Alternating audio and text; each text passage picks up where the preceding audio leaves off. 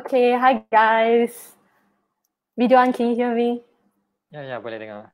Hello. Alright, so welcome everyone to the second inception of FIKIRASA, that is the Hamlet Fansuri edition. My name is Kylie and I'll be your moderator for tonight. So just sit back and relax because we're going to get into the show.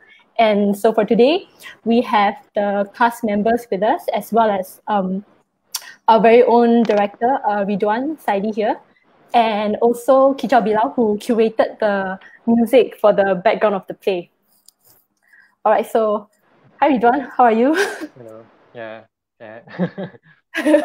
Okay, Kylie. so for those of you who are not familiar with the play, I will have Ridhwan talk a bit about the project when it first happened, because it's not just any theatrical play. It's very special because it's set in an office building that is called Port Commune. So it's an architectural office, and the space is very special because it's segregated. So, Ridhwan, what is the context of this play? So, jadi macam projek Hamlet Fansuri ni, jadi dia saya diajak oleh Lydia Amelina untuk buat satu projek lah dekat Port Commune. Ada satu space, so dia ajak datang tengok dan kami datang lah, beberapa orang datang tengok space. Dan Lydia kata di situ kita jumpa juga dengan Siti, dan lepas tengok space, asalnya Lydia macam ajak nak suruh buat teater modular, iaitu macam dia macam short pieces of play yang macam, sebab Port Commune ni dia macam satu compound, macam satu lot, ada banyak bilik-bilik, banyak macam landed lot lah. Dia macam ada banyak bilik-bilik yang dengan design yang berbeza dan banyak bilik kosong yang boleh kita gunakan. Dan dalam masa sama, Lida juga ada cakap macam dia nak cuba nak hubungkan macam orang panggil apa ya, macam lintas disiplin ke apa lah, macam suruh kita collaborate sekali dengan live music dari Kicau Bilau. Jadi di sini saya sebagai pembuat teater, saya tahu space dia Port Commune, ada banyak bilik, dan live music dia nanti akan Kicau Bilau. Tapi bila dua benda ni, bila saya fikir balik, sebab asalnya dipropose nak buat teater modular, saya rasa lepas dah dengar music Kicau Bilau, saya cuba study dengan dia punya sound, saya rasa macam tak masuk dengan modular punya tone macam tu. Sebab saya rasa modular ni macam dia ada kelucuan atau sesuatu yang lain sikit. Jadi kat situ saya cuba propose, sebab saya ingat saya ada tengah juga sambil-sambil tu tengah translate Hamlet. Dan saya rasa Hamlet yang dinusantarakan lah, dan kebetulan Kicau Bilau ni main muzik yang ada angklung dan gitar, ada muzik Nusantara. Saya rasa dia boleh masuk. Dan di situ saya rasa lebih menarik untuk buat satu full length play yang bergerak-gerak daripada macam short pieces modular yang bergerak dari bilik ke bilik. Maksudnya macam kalau kita bergerak dari bilik ke bilik, dia kena restart balik. Tapi kalau lagu tu dia berterusan, dia macam, itu bagi saya dia mengganggu. Jadi saya rasa saya propose nak buat yang Hamlet ni lah, Teater Normcore yang full length. Dan dia special sebab kalau biasanya saya buat teater, saya akan tulis skrip dulu, lepas tu cari aktor, lepas tu baru fikir space macam tu lah, ataupun space dan aktor tu datang sekali. Tapi selalunya teks siap dulu sebelum diuji lah. Bila aktor baca pun kadang-kadang kita revise balik, tapi yang penting dia dah masak dulu. Tapi yang untuk projek Hamlet Fansuri ni dia special sebab dia sangat site specific. Dalam arti kata, saya dapat tahu space dulu, lepas tu dapat tahu collaborator yang main music, sound dia, sound. Dan dekat situ baru saya develop dia punya teks. Dan Hamlet ni So it all happened at the same time. So it's not like other process yang fixed, like okay, I ada script dulu and then I move on to Charika. So it's more like you have macam script yang sedang like it's still in process, tapi because of like coincidence and timing, ada Kicau Bilau, then you kind of just put everything together all at once. Ya, betul. Dan waktu tu juga macam bila nak buat Hamlet, saya memang dah terbayang Roshafiq jugalah. Jadi dia semua macam datang secara organik juga, tapi lah space, sound, lepas tu mungkin script dan aktor lah. Dan betul yang dia akan berkembang dari Hamlet tu, dia akan berkembang dapat watak-watak lain. Dan satu yang mungkin saya boleh share tentang apa nak cakap? Translation. Dah lupa lah. Dah terfikir. Kita teruskan. Tak apa.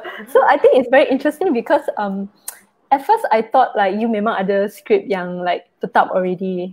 That's why I found it very like interesting because everything seemed to happen so they fit so well. Sebab I didn't think the music as well as the space can be gelled into one. So how do you break the like, sebab Hamlet is like a really long play, right, with like a lot of scenes.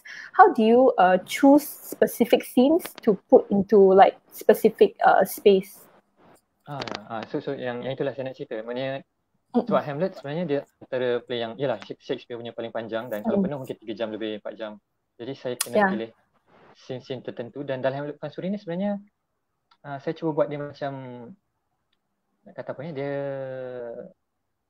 macam egalitarian ke apa macam ni, sebab saya cuba nak bagi space kepada semua karakter dapat suara.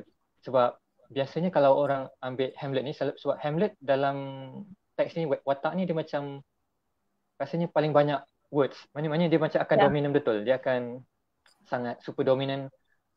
Dan dalam Hamlet sendiri saya cuba untuk, walaupun dia masih dominan, dia banyak lines, tapi saya nak suara semua orang masih kedengaran. Macam Gertrude, Claudius, apa lain. Maknanya yang orang lain punya struggle pun muncul dalam dunia ni.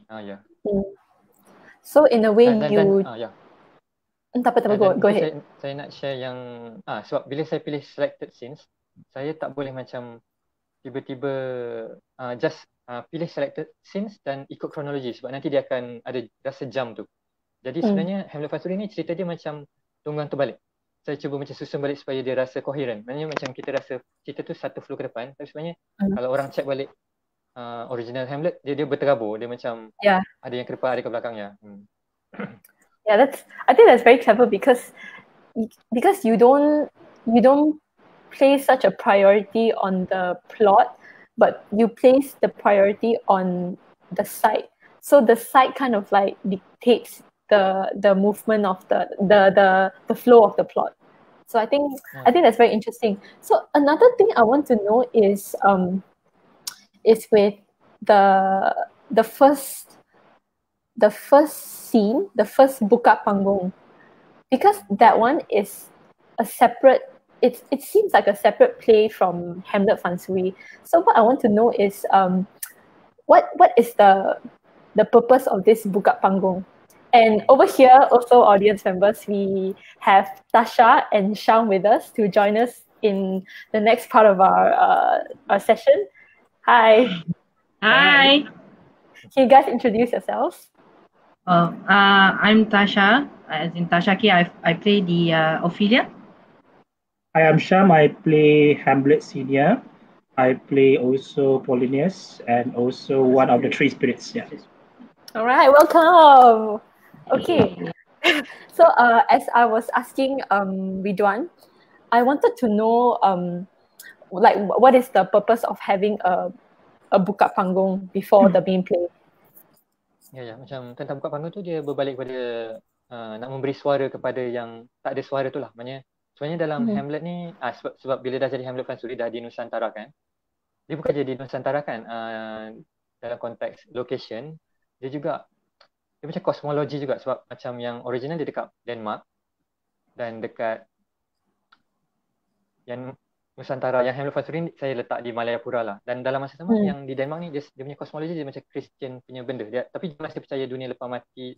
Dia ada Hamlet dia ada punya struggle tu. Dan bila saya nak nusantarakan ni, dia macam saya cuba dia lebih ada unsur Islam lah. Sebab tu ada Hamlet Fansuri, dia ada unsur kesufian Islam punya metafizik, ada kepercayaan lepas mati juga. Jadi dia punya struggle watak Hamlet ni sebenarnya dia adalah watak orang alim yang nak revenge tapi dia percaya dunia lepas mati. Jadi dia macam ada, dia banyak berfikir. Jadi contohnya apa tu soalan yang tentang buka panggung Ophelia Maldoro ni. Jadi selepas saya dah cut semua skrip ni, saya rasa semua ada suara Gertrude semula, yang lain-lain ni, tapi Ophelia aja yang paling, sebab banyak scene dia dah terskip sampai dia muncul tapi dia tak ada suara. Jadi saya rasa Ophelia ni dia macam dah, dan Ophelia ni sangat berat sebab kalau contohnya kalau kita bayangkan Hamlet Fansuri ni tak ada scene buka panggung ni Ophelia Maldoro, kita hanya akan nampak dia tiba-tiba muncul, dia jadi ada madness, lepas tu tiba-tiba dia bertemu dengan kematian dia. Dia macam tiba-tiba bagi saya. Jadi sebelum dia nanti macam apa karakter ni tiba-tiba muncul dia menjadi gila dan bertemu kematian tanpa ada konteks, sebab dia punya konteks tu dah dibuang ataupun saya tak guna dia punya scene. Jadi saya rasa kena ganti. Dan jadi bila saya ganti, saya cuba ambil kombinasi yang Hamlet Machine campur yang Maldoro ni lah, puisi. Dan saya cuba buat dia contemporary boleh lah. Maknanya yang 3 ni dia just sebagai chorus atau sesuatu. Ya. So sebenarnya saya nak cuba gambarkan satu kesengsaraan dalam buka panggung ni. Ataupun bukan kesengsaraan, macam isi hati atau Ophelia punya macam perasaan. Sebab yang tadi tu lah, dia tak ada ruang untuk dia bersuara, jadi saya perlu beri dia satu ruang untuk bila dia muncul kemudian nanti kita dah macam clear, oh ini watak yang tadi tu.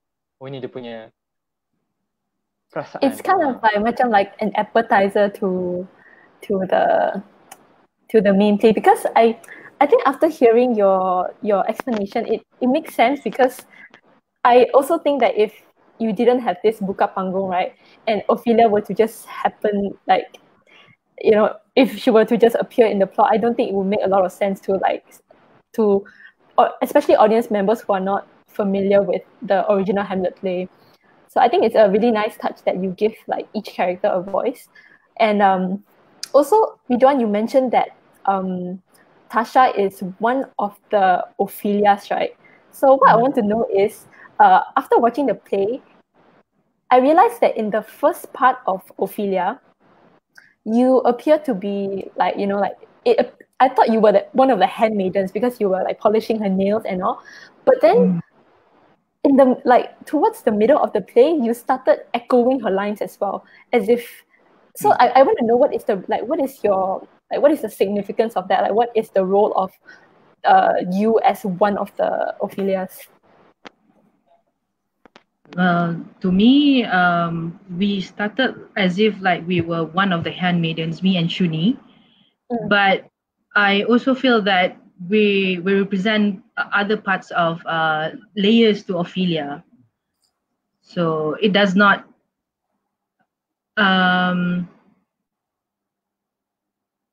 okay, if you see like Mira's line, she's read the Ophelia, you can see like 3 different layers, like 3 different persona to Ophelia that we brought. Like to me, like Mira sounded a bit like bangsawan, Shuni sounded a little bit like operatic, and for me, I sounded a little bit more mother-ish or Nusantara-ish. So it's still Ophelia. It's just that when we come out, it's just to represent that Mira is Ophelia first, then Shuni, then me. So hence the 3 Ophelias. Yeah. Would you say these are like her alter egos? In a way. In a way, yeah, in a way. But I also think it's like each of us have different voices in our head, right? And yes. Ophelia is also a very complex character, as she's groomed to only know Hamlet as her husband to be, but she has a lot of turbulence inside of her, and I think that 3 personas represents the complexity of Ophelia in a way. Dan mungkin kalau untuk saya juga mungkin boleh tambah sikit tentang macam kalau kita tengok yang Hamlet original, bagi saya dia cerita yang sangat kelelakian lah. Dia macam cerita tu dia sebenarnya pasal dia pasal 3 anak lelaki, hubungan 3 anak lelaki dan tanggungjawab atau hubungan dia dengan 3 orang bapa yang masing-masing. Sebab dia ada 3 anak lelaki dan 3 bapa sebenarnya. Hamlet dengan ayah dia, Laertes dengan Polonius.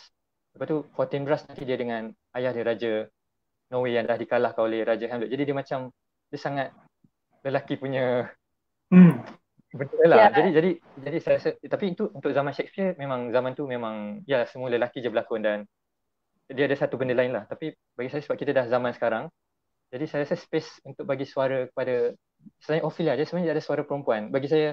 Dan saya sangat jaga bagi kesakralan sebab yang Ophelia ni dia ada 2 bilik kaca, dan saya tak bagi lelaki masuk dalam space tu. Maknanya Aizam akan jaga subtitle, dan ada satu time tu ada barang tertinggal, ais tertinggal, Siti masuk. Sebab saya punya instruction simple je, lelaki tak boleh masuk sebab dia akan kacau perasaan 2 bilik kaca ni. Dan benda ni hanya akan diganggu, dipecahkan oleh Hamlet nanti bila kita move ke scene seterusnya.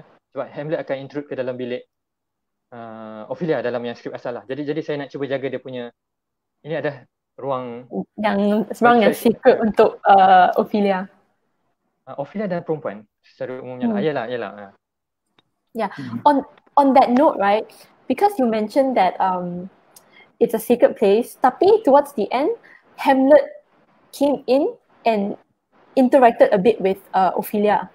So is that what is the significance to that? Dia memang dalam, kalau teks Hamlet asal, dia memang ada satu point ni, Hamlet dia masuk dalam bilik tidur Ophelia dan dia pegang tangan dia. Maknanya dia satu bentuk intrusion, macam scene kalau yang original Hamlet lepas jumpa hantu. Lepas jumpa hantu bapak dia lah. Tapi yang ni dia terbalik, saya reversekan ni yang saya maksudkan, dia tunggu terbalik tu. Maknanya kita dapat intrusion Hamlet tu sebelum dia jumpa hantu. Dia jumpa hantu lepas tu dekat lorong. Jadi maknanya saya cuba kekalkan scene. Sebab Hamlet ni dia banyak buat kacau juga. Dia macam sebenarnya dalam teks Hamlet ni dia macam ada lelaki perempuan ni, dia ada benda dia.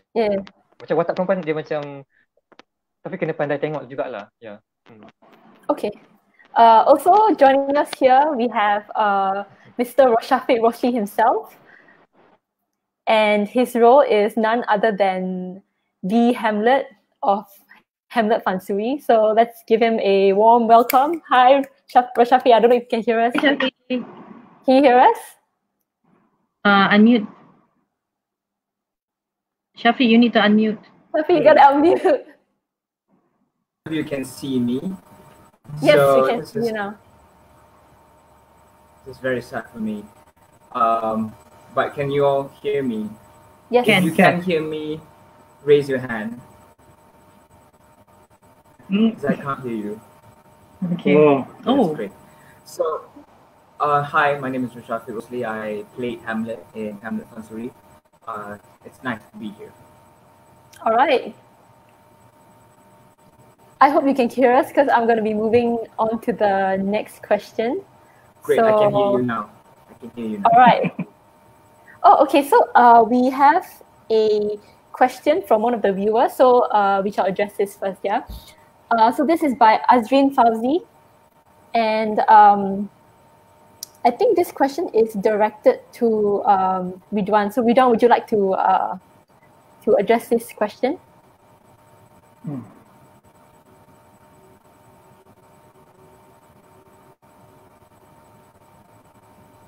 Ya, secara tak langsung lah kot. Tapi benda ni saya akan sentuh nanti di ruang ketiga sebab saya ada sediakan satu gambar rajah.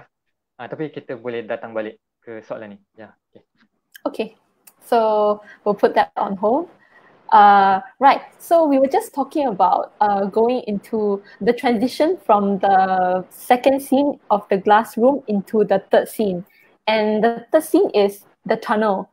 If you guys can remember, where Hamlet performed his very famous soliloquy of to be or not to be. And the tunnel is also interesting because that is also where the ghost of his father appeared. And that role is played by none other than Sham, right? Sham yourself? Right.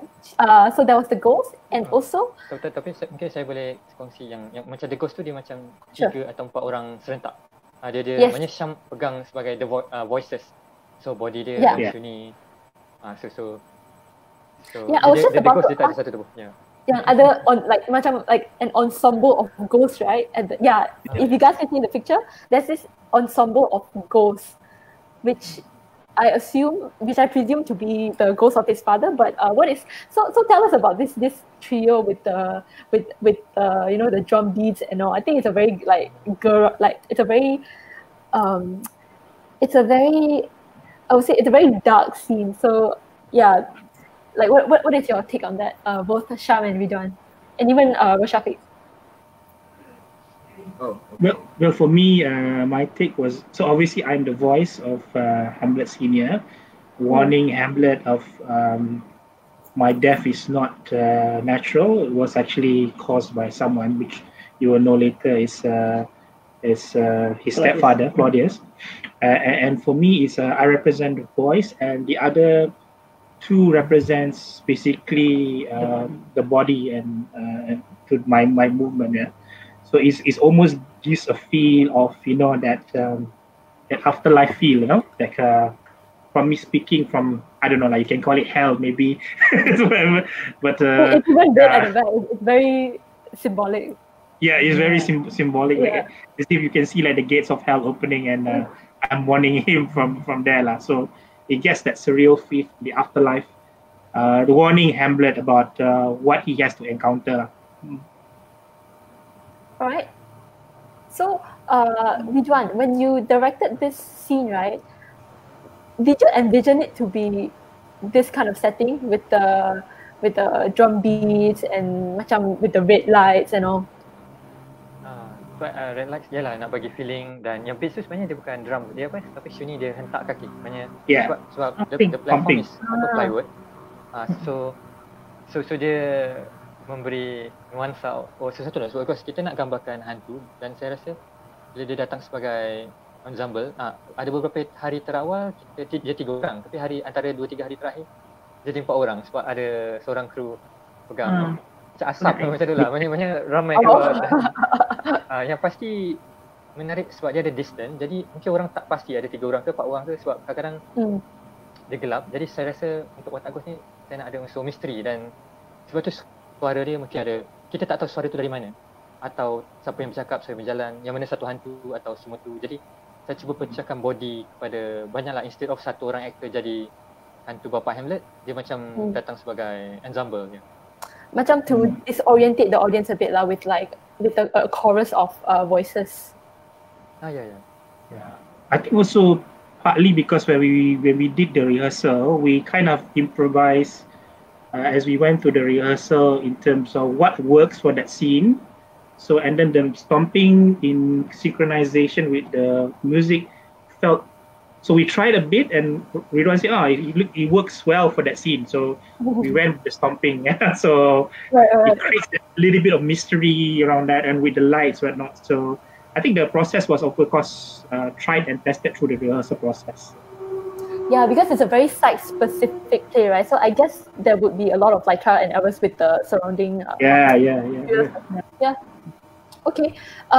Also, another question I want to ask is of the tunnel, since we are touching on the space now, right? So I want to know what you guys think of this tunnel, because I feel like it's, as an audience member, it's something that it's a very modern element, and it's very uncommon to be having a theatrical performance in such a unique space. So like personally to you guys, do you see the tunnel as a representation of something?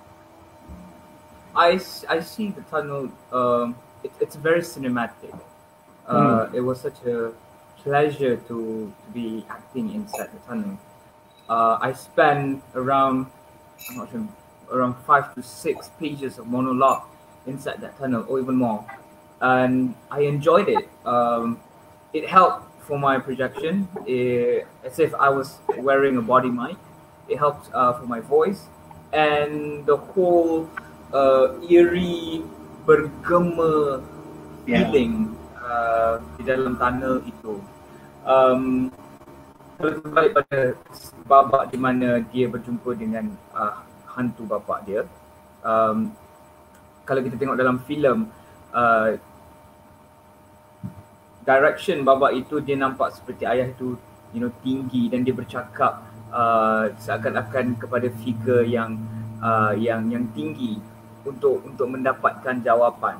Jadi di dalam tunnel ini dia memberikan feeling yang sama kepada saya, kerana kan dia punya depth itu, jauhnya watak hantu bapa dia tu memberi saya rasa depth, dan memberi saya lebih rasalah untuk watak saya menanyakan jawapan sebenar dalam babak itu. So the tunnel was a huge help for me. Mungkin saya boleh tambah sikit yang dekat atas dalam gambar kan ada nampak ada siluet Sean dengan Nina. So itu macam, sebab kalau ikut Peter Hamlet, dia orang baru berkahwin, baru bulan madu, dah Hamlet baru nak datang. So itu antara sentuhan terakhir yang saya tambah, macam untuk Sean dan Nina, Claudius dan Gertrude, just muncul je sekejap di situ. Dia macam pengenalan secara image, macam diorang tengah berbulan madu, baru berkahwin, dan Hamlet baru pulang. Sebab Hamlet ni dia anak raja, sepatutnya dia kalau ikut cerita asal dia dari universiti, dia balik tu kalau ayah dia mati, dia lah raja, tapi tiba-tiba mak dia kahwin dengan adik abang dia. Jadi ada sesuatu yang mengganggu. Jadi dia jiwa kacau ke apa tak tahulah. Ya. So saya rasa penting untuk tunjuk hubungan bulan madu tu. Ya. Yeah, I think yes. Saya tengok the Russian version kan. Hamlet he always look up whenever he thinks atau dia menyampah kepada sesuatu. Kerana kalau kita dalam filem tu dia punya architecture dia literal lah, it's a palace. So he will always look up dengan disgust. Mungkin dengan takdir ataupun kerana tahunya apa yang sedang berlaku di tingkat atas. Apa yang sedang berlaku dengan mak dia, dengan pakcik dia. Jadi tunnel ini memberi perasaan yang sama pada saya. Dia literally memang ada watak itu duduk di atas, dan sebab itu most of my monologue saya akan pandang atas dan menunjukkan saya punya disgust tu dekat atas. Yeah. Tambah sikit interesting space ni because dia ada macam 3D effect tau. Kalau masa saya tengok YouTube, because masa berlakon tu I'm always at the back kan when I saw it on YouTube. So it's almost have that 3D magic, and it's like almost infinite the space. It goes endless and you don't know where it stops, at least from that angle kan. And as an actor it's very interesting because when you normally work in the typical theatre space, you always work within the confines or the 4x4. But this one, it's very interesting. You get to play with echoes of your voice, and then like even when you move, we tried the stomping, we tried the movement. So it's a very interesting space to work with. It's very different. It's very, very different. Yeah. So I find it very, very interesting. So it tests you as an actor as well. So yeah. Yeah, because as much as there were opportunities to explore like new elements to be added to the play, I'm pretty sure there were also like a lot of restrictions and constraints. So in this particular tunnel scene, right, when you guys were prepping for the play, were there any constraints? Were there any challenges? My challenge was, because I never performed in such space before. So blocking was my challenge. When I first stepped into the space during our site visit, my first concern was the tunnel. I don't know how am I going to do my blocking. I don't know how am I going. And it's a long monologue, and it's going to be boring. I don't want the audience to be bored with the monologue. But then this is what interesting. The experience working with Ridhwan, he teaches me a lot about space, and I think this is my 7th play with him, and I just need to understand his point of view, how he made use of the space. So I didn't want to put more burden on him giving my blocking. So most of the blocking that I did was all suggested by me, and it was all an experiment of me when I understand the space fully. So yeah, the first challenge was blocking. Right, and particularly in this tunnel. Yes, particularly in this tunnel. So also touching a little bit briefly on your very long soliloquy, this monologue, right? How did you attempt to make it less draggy and more interesting? Because like you say, it's a very straightforward space, and the audience can just see everything, and there's limited space for you to move around. How do you I don't know, maybe in terms of how you address your lines, how do you play around with making it less of a drag? Right. My intention was never to make it less draggy. My intention was to make it draggy. That was my full intention. Because why? Because I want that part to be really, really long, and that is my only screen time. So I wanted it to be draggy. But how I make it interesting for me is because when you had a long ass monologue, but each paragraph tells a different shows a different emotion towards the character. let's say the to be or not to be solilok. It started with ialah in Malay dia kata ada atau untuk tiada. Jadi dia mempersoalkan sama ada relevan atau tidak, atau is it a good decision untuk dia membunuh diri, untuk dia meninggalkan dunia. That is the first paragraph, first and second paragraph. Dan kemudian dia berubah kepada consequences. What will happen next? Jadi di situ ada banyak fikiran. Karakter itu akan berfikir ada apa yang dia baru sahaja cakap pada paragraf sebelumnya itu. Okay, so tapi saya memang setuju dengan Roshafiq betul lah, sebab dia the play Hamlet ni dia macam anti revenge juga. Dia nampak macam dia nak revenge. Kalau revenge selalu dia nak fast pace, macam okay cepat revenge. Tapi Hamlet ni dia reverse, dia macam reversal, dia macam lagi dia draggy, lagi dia layan. Jadi saya rasa dan sebagai pengarah pun saya tak memikirkan saya rasa penting untuk tak underestimate macam audience, sebab kadang-kadang kalau kita fikir entertainment memang kadang-kadang kita underestimate audience, macam ada macam mungkin dia punya attention tak cukup, attention span pendek ke, atau dia rasa slow ke. Tapi bagi saya sebagai pembuat atau sebagai kita lah yang membuat ni, kita kena yakin apa yang kita buat, dan kadang-kadang audience dia akan fokus terhadap benda yang paling tak ada apa-apa berlaku, terutama dalam teater. Bagi saya kenapa saya buat teater, saya sebenarnya tak suka teater yang bingit.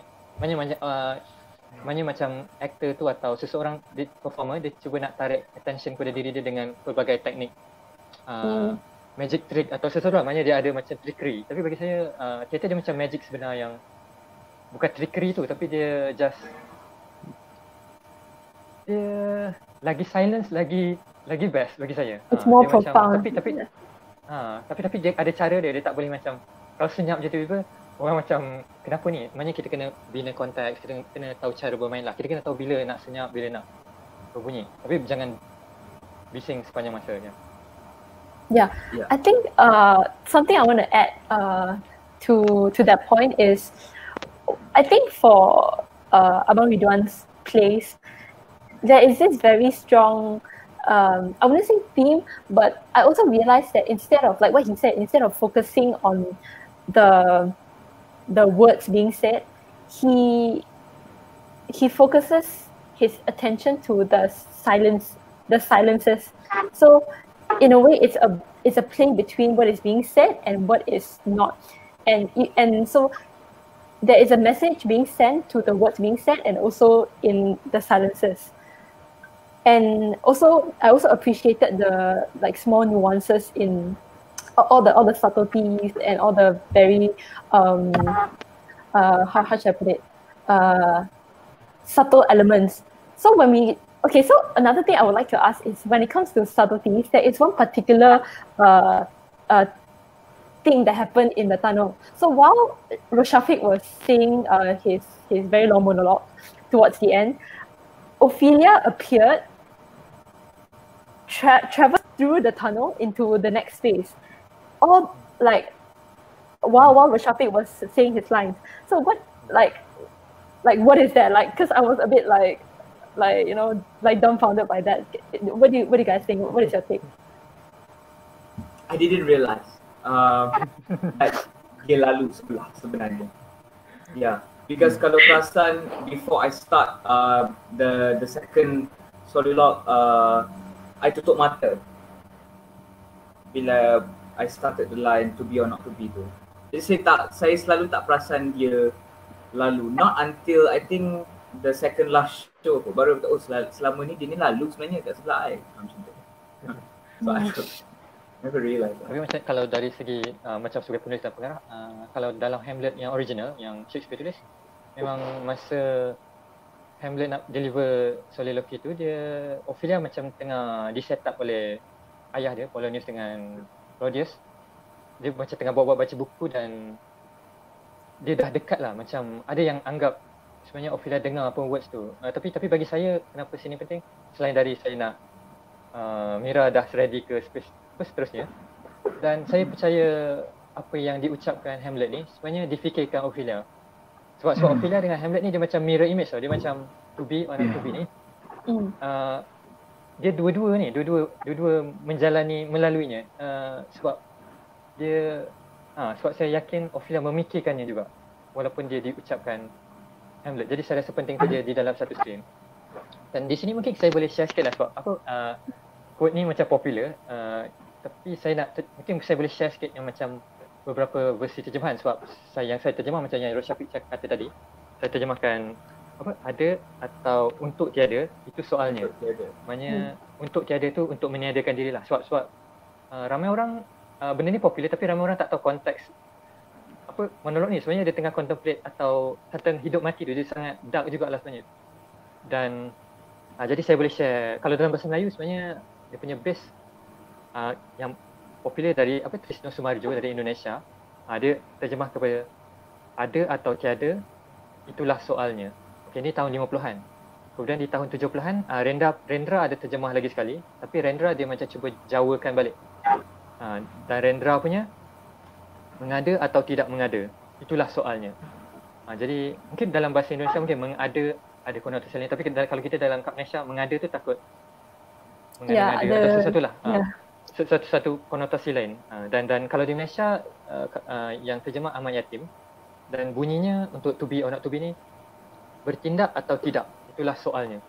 Dan macam bagi saya kembali kepada yang ada atau untuk tiada. Macam Sumarjo ada atau tiada, tapi bagi saya dia bukan ada atau tiada, dia ada atau untuk tiada. Dia bukan maknanya bagi saya bagi saya,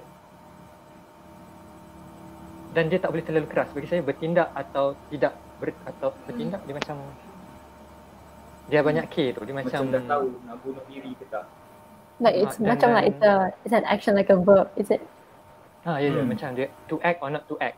Tetapi memang tindakan membunuh diri atau memilih untuk tarik nyawa sendiri tu satu act, tapi bagi saya to be or not to be, be tu bukan act, dia be, maknanya dia ada atau untuk dia. Ya, jadi sewaktu saya terjemah saya ada refer beberapa yang makna baik, saya cuba ambil dan garap balik, dan selalunya saya buat ikut flow saya lah. Okay. It's a very, because I realized that after you translate it to Bahasa, right, there could be a lot of variations in terms of connotations. So I think it's a really good take on the thing. Okay, so speaking of transitioning from Ophelia to the next space, towards the end of the tunnel scene, I also realized that there was music playing, right? And of course, the music is being played by none other than Jihan here. Hi, Jihan.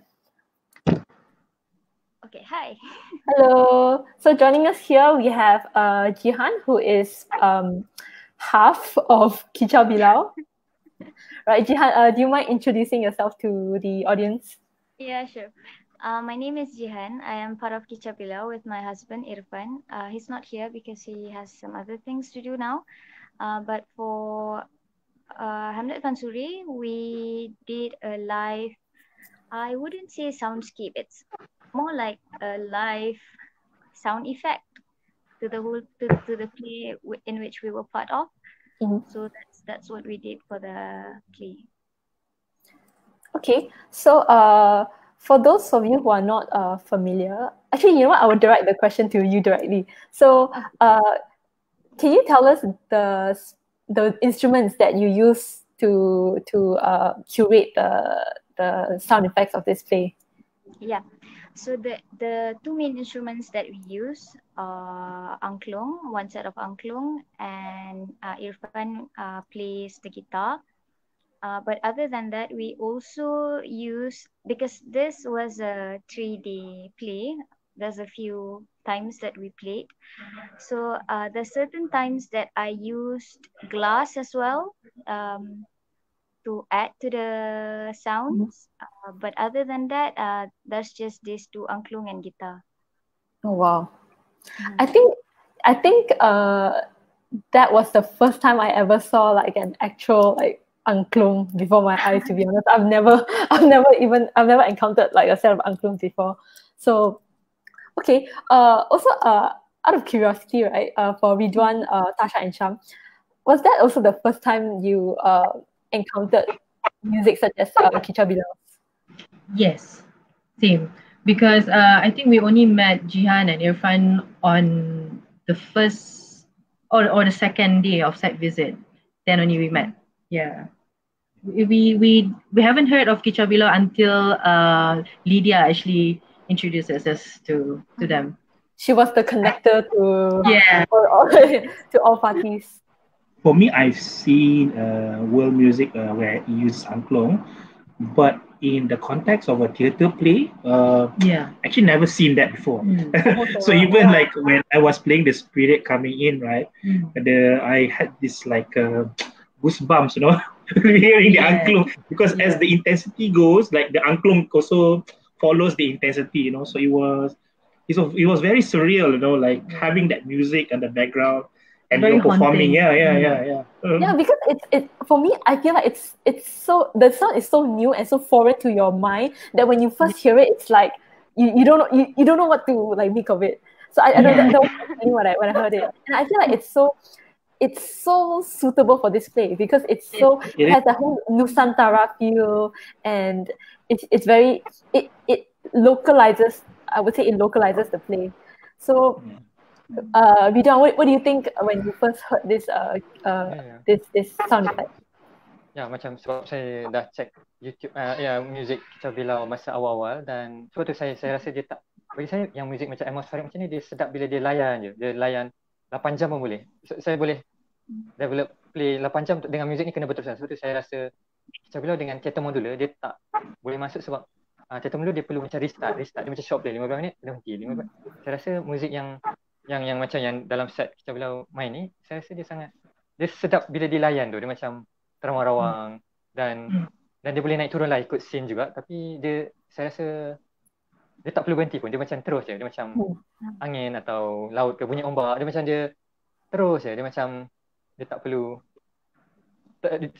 henti tu yang tiba-tiba. Dan saya rasa unik sebab kalau dalam teater, saya tak pastilah, rasanya mestilah ada orang guna angklung, tapi yang saya pasti dalam teater selalunya orang guna gamelan, sound yang besi yang tu. Dan bagi saya, sebab benda tu dah biasa combination gamelan dengan teater atau performance, orang yang main tu dia kena pandai cari macam mana nak develop kombinasi tu lah, sebab dah terlalu dengar. Tapi angklung ni bagi saya sendiri tak pernah jumpa teater dengan sound, terutama angklung dan gitar sikit dan dia bercampur.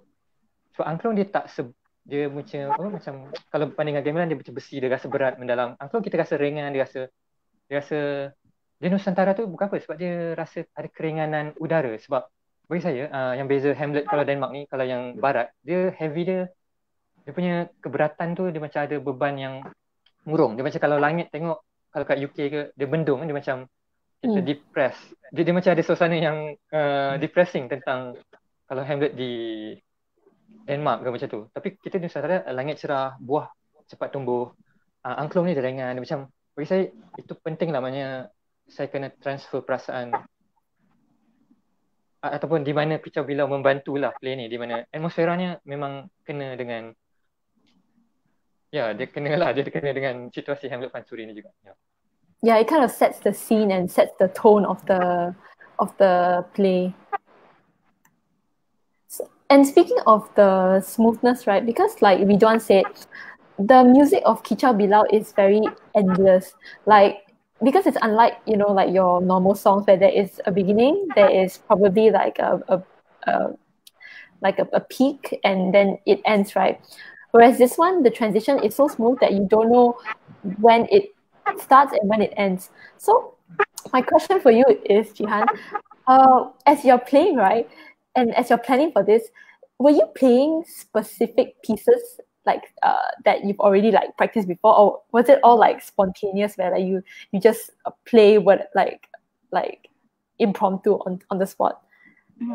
So basically with Kicau Bilau, we don't have a specific composition for all of our performances, not just for this theater.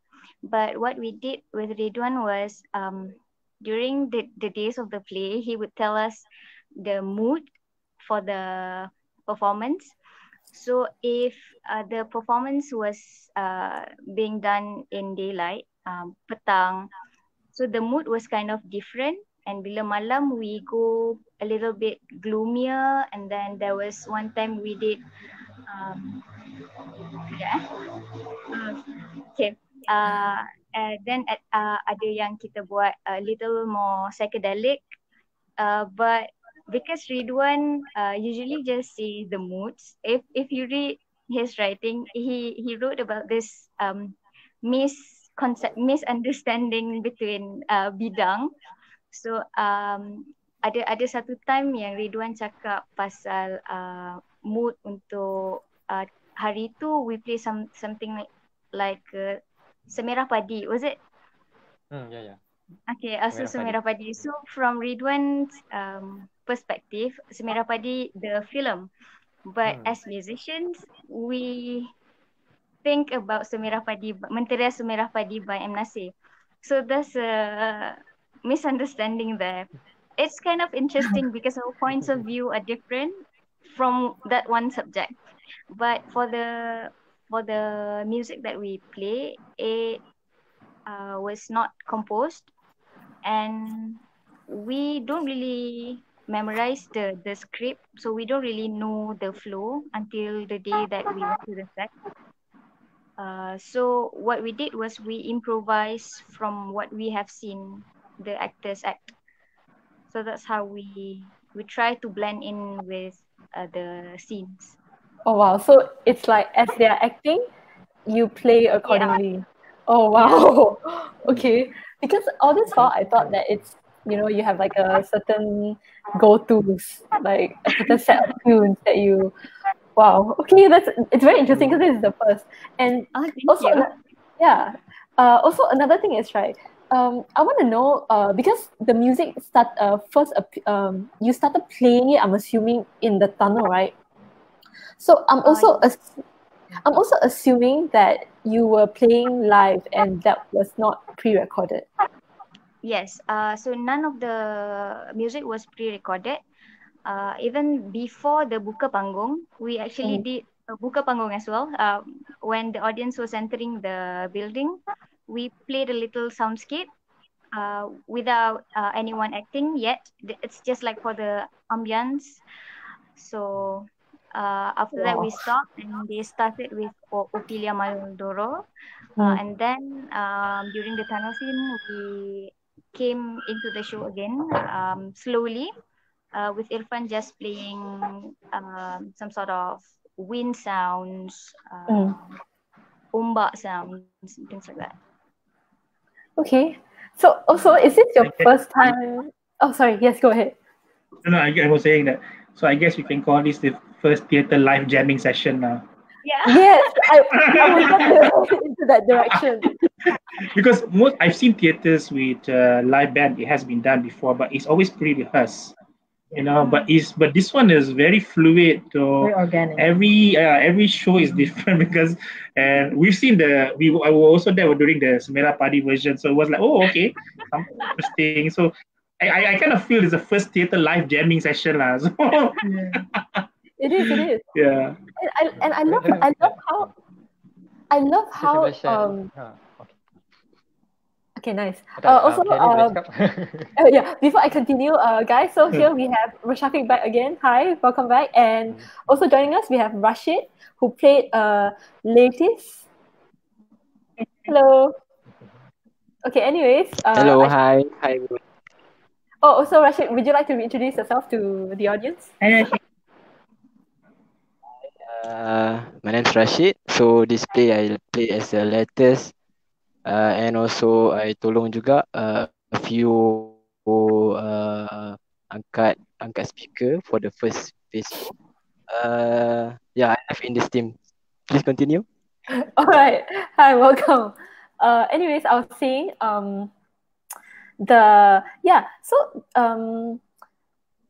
it's a very fluid sound, right? And I also like how unlike your normal conventional instruments, right, the angklung and the combination of the angklung and the guitar, they don't steal the show. They don't they don't beg for attention in the play because they flow so well that it complements and it kind of like sets the scene.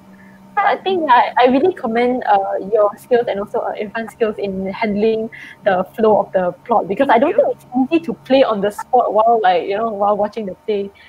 So also another question I want to ask is this also your first theatrical production that you are Yes. part of? It is our very, very first collaboration with the theatre production. But I also wanted to add that one of the things that I find very interesting is that there's a scene when Tasha, Mira, and Ophelia was singing. So during the first day of the play, they sing in a very different key than our music, so we cannot really fill in their singing with our instrument because we play in C. But by the second or the third day, I think because they have started to adapt to the sound, to the key of our instrument, they started to come very close to the key that we are playing. So by the third day, I can actually, when they sing, I can actually fill in a little bit of my angklung because they're starting to get in tune with our instruments as well. Mm. So I think that's very interesting because we kind of started to merge the key of the actors. Right. So in a way, it's either you accommodated to the actors singing, or was it the other way around, you think? That they accommodated to the sound of the angklung and guitar? For the first day, our instruments cannot blend at all with the singing because it was in a totally different key. But by the second day, it started to come a little bit closer. But by the third day, I think we kind of complemented each other. So just I like can unknowingly. Yeah.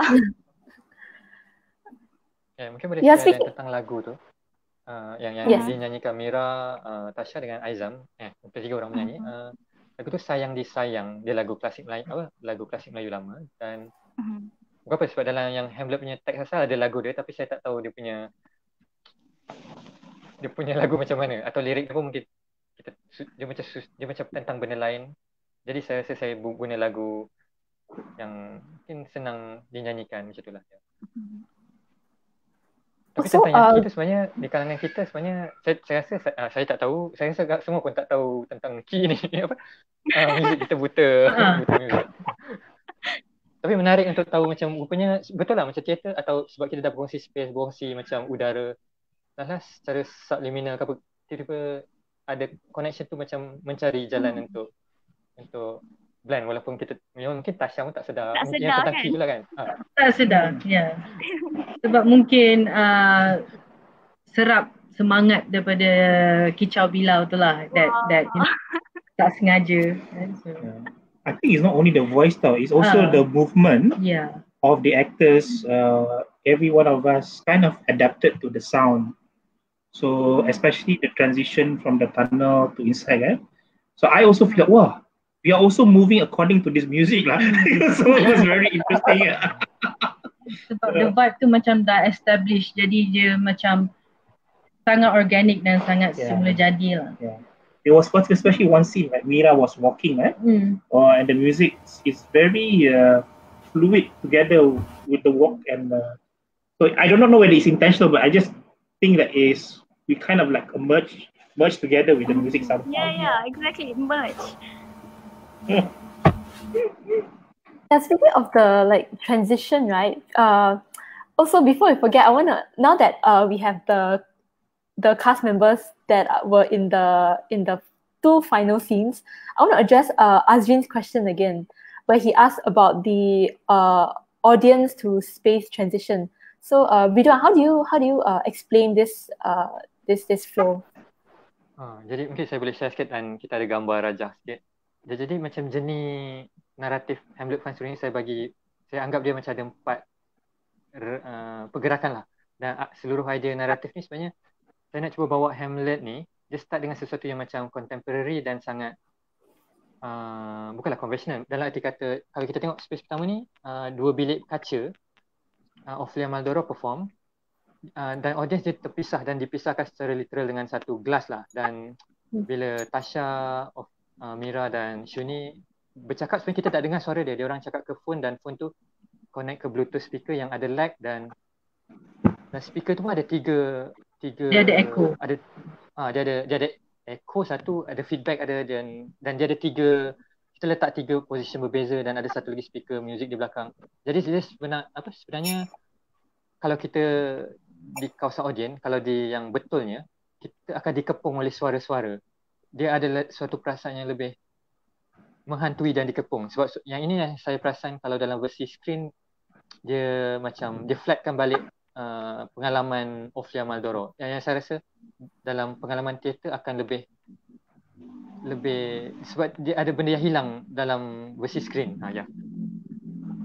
Jadi seterusnya kalau kita ke space seterusnya, dan kemudian kita bergerak ke space seterusnya di mana dah tak ada lagi glass dan audience duduk sekumpul dan performance space sepanjang-panjang tunnel masih terpisah tapi dah start nak blend, dan kemudian kita ke bilik belakang.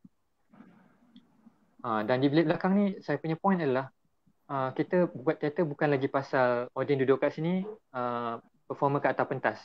Macam kita sekarang tengah share pentas yang sama dan masing-masing kena faham kalau ada performer nak berlaku kat sini, audience bergerak lah. Maksudnya kita sedang berkongsi ruang dan kita perlu saling faham memahami. Ya, jadi poinnya macam saya nak bercakap balik ni sebab apa? Bukan apa? Sebab kalau kita tengok teater tradisional, yang buat teater, sebelum tu saya cakap pasal teater konvensional. Teater konvensional selalunya dalam auditorium, dia betul-betul clear, audience dan performer memang terpisah oleh satu pit dan selalunya stage tu dalam bentuk proscenium.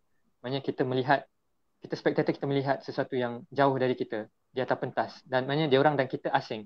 Tapi kenapa saya buat audience dan performer ni share space? Sebenarnya kalau kita tengok balik macam kita punya traditional theater macam Mendu ke atau Mek Mulung, yang traditional, dia memang space tu dia macam bukanlah memang shared, tapi taklah share sangat, memang ada space sikit untuk performer, tapi dia tak terlalu, orang kata pemisahan dia tak terlalu ketara, maknanya dan dia lebih santai tu.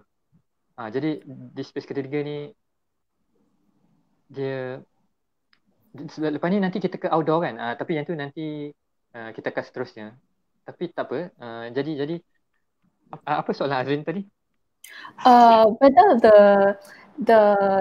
the ruang kind of represents the conflict of the character. Yang tu susah nak cakap, tapi dia ada banyak benda bercampur. Dia tentang mengalami teater, space tu dengan skrip. So benda tu memang saya dapat space dulu, baru saya develop skrip. Jadi saya memang dah betul-betul custom made kan skrip saya kepada setiap space ni. Jadi saya tak tahu nak jawab macam ni, tapi memang macam ni tadi, apa soalannya? So konflik dalam watak. Untuk represent ni saya tak pasti sebab adakah jawapan tu saya perlu jawab, sebab representation ni sebenarnya ikut orang, macam mana orang tu nak baca. Sebab tapi dari sudut penulis, sebagai penulis saya memang custom made scene tu terhadap space. Saya betul-betul detail yang mana ke mana. Tapi as a whole saya mahu journey audience atau pengalaman teater kita ni, kita dari satu yang macam contemporary dan sangat terpisah antara performer dan audience, dan kita berjalan slow-slow, kita semakin bersatu. Maknanya merging tadi tu yang macam kita sebut tentang merging ni bukan sahaja di kalangan performer, tapi juga kita juga bersatu dengan audience. Tapi audience hari ni dia chaos juga, tapi kita cuba merge tu macam nak dapatkan kesatuan. Sebab kita teater ni specialnya kita berkongsi ruang, jadi dia satu perjalanan yang saya cuma nak membawa ke situ lah. Maksudnya membawa ke last kali nanti kita ke outdoor dan kita hirup udara yang bukan lagi aircon. Maksudnya kita daripada dalam ni berjalan-jalan terpisah, semakin berkongsi ruang dan semakin keluar. Jadi itu saya punya kenapa saya buat lah. Jadi saya tak pasti saya jawab soalan Azrin ke tak, tapi saya rasa Azrin mungkin boleh baca sendiri. Can I chime in on this? I think so what you're trying to say is, because it's a very like you said in the beginning, you didn't prepare a script first and then you move into the space. It's more like the space dictated your script writing and how you plan the flow of the scene and the plot, right?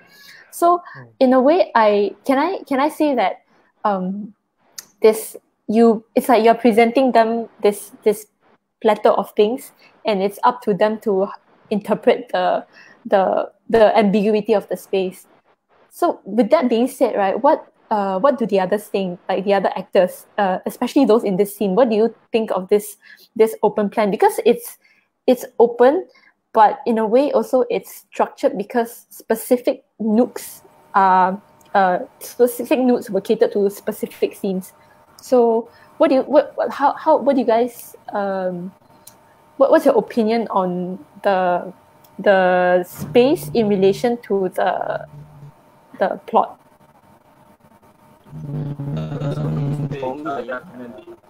I setuju dengan Roshafiq sebab blocking tu memang agak suka. Tapi mungkin macam Roshafiq dia ada pengalaman dalam ataupun experience dalam how tu kan, dalam dia punya space dia lebih intim lah melakukan tu. Macam saya rasa saya tak ada pengalaman untuk yang lebih dekat dengan audience. Sebenarnya saya punya stage lebih kepada stage yang yang klasik stage lah, audience dan performer tu terpisah. Tapi on display, the last scene tu I think the blocking was very hard for me. Tapi as a director, I think itu yang membantu we all as the performer lah.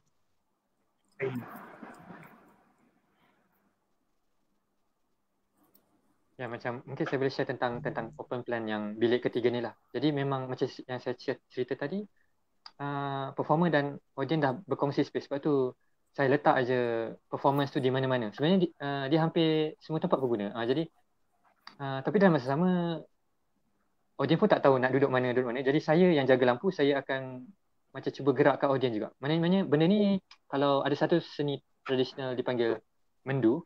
Mendu ni dia macam agak santai, dia macam di Kepulauan Riau macam tu lah. Dia sejenis art form performance, di mana yang saya dapat tahu lah, ni saya ada pergi satu macam forum atau talk tentang performance ni. Yang menariknya bila performance tu berlaku, sebab dia terlalu santai di kampung-kampung dan audience dia macam ada kenduri tengah makan, dan pengarah dia boleh mengarah atau bagi instruction waktu performance tu. Maknanya dia boleh datang belakang macam bisik-bisik sikit, pergi ke situ.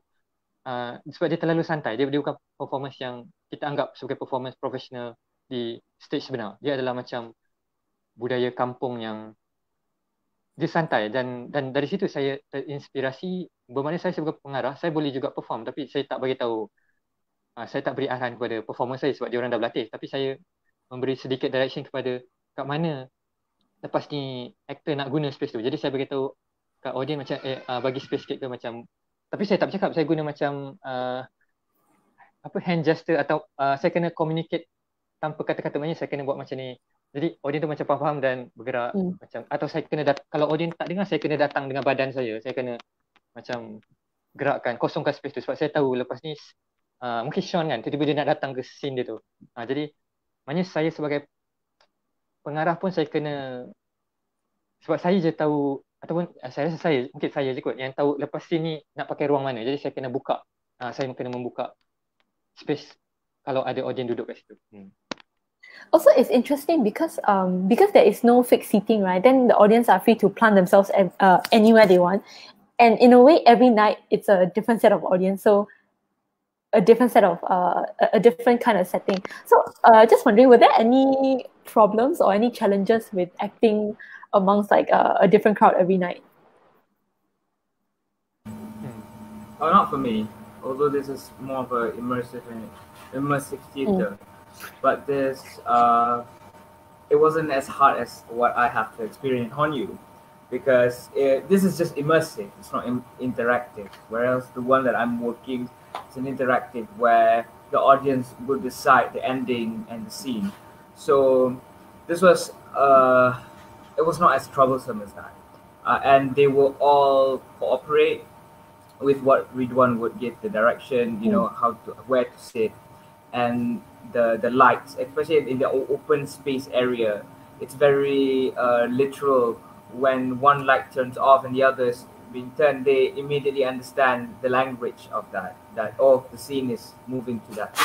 So it was actually fun, where I had fun walking through my acting space and had to like give them the idea of, hey, make way, I'm walking here. Because there's this one part that I had to like come out from in between these two walls, and they would standing in front of it, and I would appear behind them.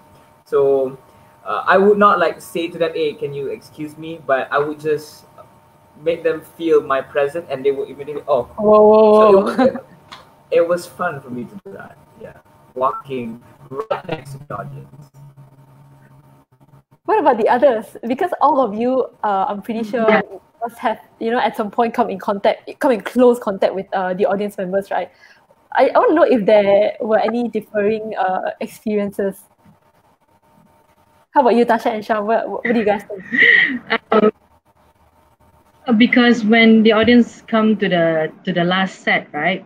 The tree spirit, like the Sham, Shuni, and myself had to usher the audience in. So when as they enter, the encounter is Kicau Bilau. So they thought that's where the performance will be, instead of the second set where towards the grill door. The grill door, right? So we were like, okay, and Ridhwan had me stand by in one place where Claudius was supposed to perform the prayer. So I had to like, okay, you go there, please. Fill up that place, not near the Kicau Bilau. but it was fun. It was fun because after that we had to shifted to the palace side. So yeah, it was fun to actually maneuver and go towards the crowd. Yeah. Sometimes were interesting because the audience were blocking our pathway. like sometimes the third scene, because we, like for example, I was a spirit and walking, right? So they don't know, should I be here or should I be here? So like, and it's okay. So we just every night would be a different space where we position ourselves, and then especially when the last scene, the fighting scene, right? So the audience do not, should I stand here? So it's a bit of curiosity there, but so even like when I'm the spirit, I'm supposed to go out and accompany the scene.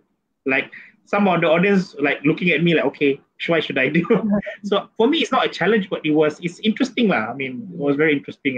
Yeah, we had to make it seem like it's not very blocky, but to us, it's just like ushering them to the next play. So, yeah. Actually, I have a question on my own that is a bit on a sidetrack. So I think I want to ask Ridhwan, right, or actually any one of you, because it's a so-called immersive experience for the audience, right? Do you, like for me, sometimes I feel like it could also be some sort of social experiment, because you don't just watch the play, you also watch how the audience members react to the play. So have you guys ever thought of the play that way? Tapi macam benda yang audience program ni masa kita buat, I've always thought the whole concept of Roshafiq immersive and interactive is a social experiment. Yeah. Okay, mungkin boleh sambung balik saya. Jadi macam sebelum kita buat Hamlet Fansuri, kita ada buat teater modular 2 dekat basement yang open plan, 5,000 square feet. Lepas tu ada di teater modular 3 di gudang Kongsi KL, 10,000 square feet, open plan juga. Jadi macam mana kita guna space ni adalah sebab dia terlalu luas dan kita ada kerusi. Dia bermula daripada yang kita mula kedua ni, sebab kita mula guna space yang luas, dan cara kita direct audience adalah bila kita buat teater modular, kat mana ada cahaya kat situ, itu ada cue untuk ada performance di situ. Jadi dan kerusi pun kita tak cukup sebab kita ada 4 short plays. Jadi audience kena tarik kerusi dan bergerak melihat ke setiap performance lah. Dan menariknya, benda ni saya dah mula buat daripada tu. Saya boleh share yang daripada pertama kali tengok ni. Audience cara dia bergerak, ada hari dia macam sampai berlari-lari nak ke performance seterusnya sebab dia dah tahu ada lampu buka sana, ada yang berlari sebab nak duduk paling depan. Tapi ada yang macam passive sikit. Tapi saya tak panggil dia social experiment. Bagi saya sebab idenya macam yang Hamlet ni juga, kita sedang berkongsi ruang. Jadi macam mana kita kita bersama-sama kongsi ruang tu. Macam saya sendiri, saya jaga switch lampu masa dekat yang bilik ni. Dan bila saya nak buka ruang, ada satu space sana ni, contohnya saya pergi ke sana, saya kena gerakkan audience. Lepas tu saya tengok belakang, saya punya ruang switch tu dah kena kepung dengan ramai orang. Jadi saya kena macam, apa-apa cara pun saya kena letak, tangan saya kena lepas dan tekan je switch tu. Dan idenya, yelah, tapi kena cari cara lah. Saya tengok juga orang tu macam ni. Kalau lelaki, okey je lah kan. Tapi kalau perempuan macam, saya kena bagi tahu, kena gerak. Tapi saya tak nak mengganggu dia orang tengah mengalami performance. Tapi apa yang kita buat ni pun sebahagian daripada performance sebenarnya. Maknanya audience pun sebahagian daripada performance sebab dia dah share space tu. Maknanya di mana audience duduk, di mana kadang-kadang ada hari yang berdiri, ada hari yang audience bawa masuk kerusi, ada yang duduk atas lantai, ada yang nak berdiri. Jadi tapi saya tak nak anggap dia sebagai social eksperimen tu sebab dia ada macam, dia macam anggap macam audience ni macam bahan kajian. So bagi saya kita sedang berkongsi ruang dan kita sama-sama berkongsi ruang, macam tu. Dia tak ada authority yang macam sebab kalau kita cakap social media eksperimen, kalau guna eksperimen kita seolah kita saintis dan kita tengah jadikan semua orang, tak tahu, bagi saya dia ada konotasi yang tak sihat. So in a way, saya, the audience is actually part of the play as well. So they are not like a separate entity where we see them as kononnya an experiment lah. Okay. Ya, betul. Also, we have a question from one of our audience members. So this is from Najwa Aina and she's asking, boleh saya tanya dalam teater ni apa perkara yang berkaitan dengan social? I would assume that she is, I don't know, how would you interpret this question?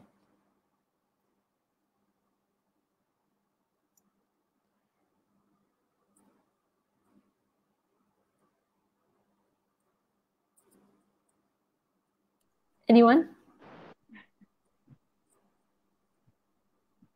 Saya tak faham yang sosial tu. Adakah masyarakat ke macam mana sosial? Because if you say like a general like social issue, I think there are many layers to this: betrayal, the issue of masculinity, the issue of depression. I mean, mental health. I think there are many layers of different issues. But I mean, Hamlet itself is a study of social issues.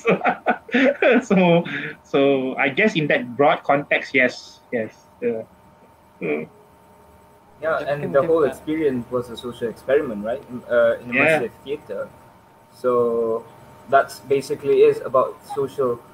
Like I said, the concept of immersive and interactive play is very, it's a social experiment. We want to see how our audience are, especially maybe how Malaysian are, because I'm a full-time immersive and interactive theater practitioner. So when you do that, you then fully understand the mentality of Malaysian, how they cannot well behave when they got the chance, when they get the power, you know. So most of them will use it dengan salah lah, dengan main-main, and eventually they will ruin their own experience. So it's a social experiment. Okay, so going from Boleh share sikit macam tentang Hamlet Fansuri dan bezanya dengan Hamlet yang Denmark yang Shakespeare punya. Kalau kita tengok yang original, dia punya dunia lebih luas dan lebih banyak karakter. Tapi dalam Hamlet Fansuri, saya cuma fokus kepada keluarga je. Dia tak ada kawan Hamlet tu, dia tak ada beberapa watak lain. Saya cuma fokus pada hubungan, dia macam domestik pun ada. Dia macam masalah domestik dalam istana, tapi dia hubungan kekeluargaan. Dia ada jadi di situ saya kecilkan skop dia. Maknanya dia tak political, dia tak besar. Sebab kalau yang betulnya, dia ada macam Fortinbras datang dari Norway. Dia ada macam politik negara. Tapi dalam kes saya cuba kecilkan ke dalam skala domestik. Tapi dia political yang keluarga. Dia hubungan keluarga. Macam mana Claudius Shaw ni, dia macam Rashid kan Laertes dah datang, ayah dia Polonius mati, kena bunuh. Dan dia marah. Tapi macam mana Claudius ni macam lembutkan atau manipulate, atau dia tentang hubungan kuasa jugalah, dia macam mana dia bermain dalam skala kekeluargaan tapi sangat politikal. Jadi saya cuba buang yang politika kenegaraan tapi cuba bermain dalam skala kekeluargaan. Ya. Speaking of zooming in on a smaller scale, right? So I also noticed that like in Hamlet, the characters they're very contrasting characters. So I want to know in terms of character embodying the characters, right? Like for example, in Rashid and Roshafiq's case, how do you guys bring the characters to life in your own way? Maybe you can start with Rashid. Okay, so for me, character of Laertes, I just Google saja who is Laertes, and then some of the movie I ada tengok, tapi I tak tengok full. I just tengok part the Belawan, the last scene which is Hamlet dengan Laertes Belawan. Another part of life sebab kat sini dia ada something yang agak lucu bagi saya sebab Ridhwan katakan pada saya sekarang ni di Malayapura. So Laertes ni ayah dia dibunuh Polonius dan dia balik dari belajar. Jadi kat sini saya anggap dia balik daripada Belanda. So dekat situ dia ada pengaruh pakaian dia. Saya rasa kalau boleh nampak.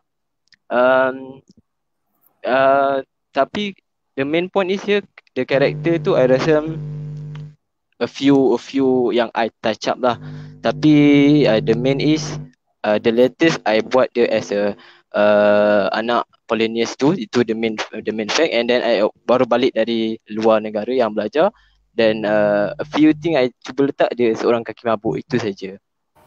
That's for me. Bagi saya, saya punya bagaimana saya dapatkan watak itu, of course every reference. Saya menonton Mel Gibson punya version, Kenneth Branagh punya version, dan of course Ino Kenti punya version, which is Ridhwan punya favorite version, and he admitted that Ino Kenti is his favorite actor. Ini adalah sebelum saya di Pelawa sebagai Hamlet, tahun sebelumnya itu. Jadi saya buat research, saya tengok apa yang perbezaan mereka bertiga ini, dan I understand fully Ino Kenti dia punya pemahaman dia sangat mendalam. Bila dia berlakon dia memang emotion dia dari dalam. Dia bermain banyak dengan mata dia. Jadi di situ saya membuat kesilapan sedikit di mana saya nyaris imitate lakonan dia. Tetapi in the end, bila saya buat masa saya punya, not sure whether it was a run through ataupun site visit, tapi saya buat monolog saya dekat tunnel tu dan saya rasa kosong. Dan saya rasa pergerakan saya semua salah. Saya tak tahu kenapa saya bergerak begini dan begitu. So I went back, melihat, baca semula skrip itu, memahami semula watak itu, dan akhirnya come to the sense that saya putting too much pressure trying to pakai kasut Ino Kenti, tapi saya sepatutnya membawa saya punya own version dan memahami betul-betul bagaimanakah perasaan Hamlet, iaitu seorang anak raja yang balik mendapat tahu yang berita bahawa ayah dia meninggal dunia. Dia yang sepatutnya mengambil takhta ayah hendanya itu dengan tak tahu apanya. There's a lot of confusion and question. And we open this story dengan dia mendapat berita sebenar daripada hantu roh bapanya itu. Dan dari situlah saya build karakter ini. Sebab dia immediately baru dapat tahu, dan dia terus dari kalau kita tengok monolog solilog dekat tunnel itu, baru saja dapat berita dan kemudian berjumpa dengan uncle. Jadi kemarahan dia mendapat berita itu dan mendapat tahu siapa pembunuhnya itu, dia perlu simpan. Dan kemudian uncle dia datang dan dia tahu itu adalah pembunuh bapaknya tu. Jadi pada masa itu saya tahu saya perlu simpan, watak saya rasa macam this is not the time yet for you to seek revenge. Jadi sebab itu banyak dia simpan dalam. And that's why most of the time he was just closing his eyes. I make the character was just closing his eyes kerana dia tidak boleh bear to look at the uncle. Dan dia sangat marah. So he was trying to calm himself down dan bermain dan struggling juga dengan kematian bapa dia, kesedihan, ditipu, dibunuh, rasa dikhianati oleh mak dia. Tetapi semua itu perlu disimpankan kerana dia rasa pada scene itu, this is not the time for him to burst out. So itulah yang saya punya motivation dalam tunnel scene itu. Dan kemudian dia slowly,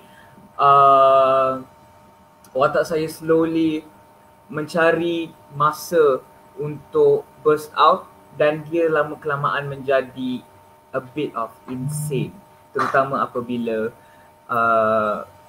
Ophelia meninggal dunia. Ya.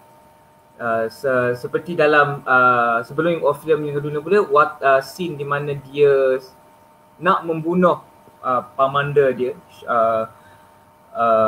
tetapi pemanda dia sedang berdoa, dan di situ dia stop kerana dia rasa kalau dia bunuh sekarang bermakna dia akan membawa pakcik dia ni ke syurga kerana dia sedang berdoa. Jadi kalau dia bunuh pakcik dia sekarang yang sedang berdoa, yang sedang suci, maka dia akan bawa pakcik dia pergi ke syurga dan akan menjahanamkan lagi nasib bapa dia, menyusahkan lagi bapa dia. Jadi Hamlet sangat think straight before he acts. Dia tak akan terus burst. Dan sebab itu saya punya pembawakan watak Hamlet ni, dia banyaknya dalam dan tenang dalam. This is not the time yet, this is not the time yet, this is not the time yet, you know. Even akhirnya sekali masa Ophelia itu, dia bagaimana dia membunuh bapa uncle dia tu pun, sebab everything is obvious to everyone.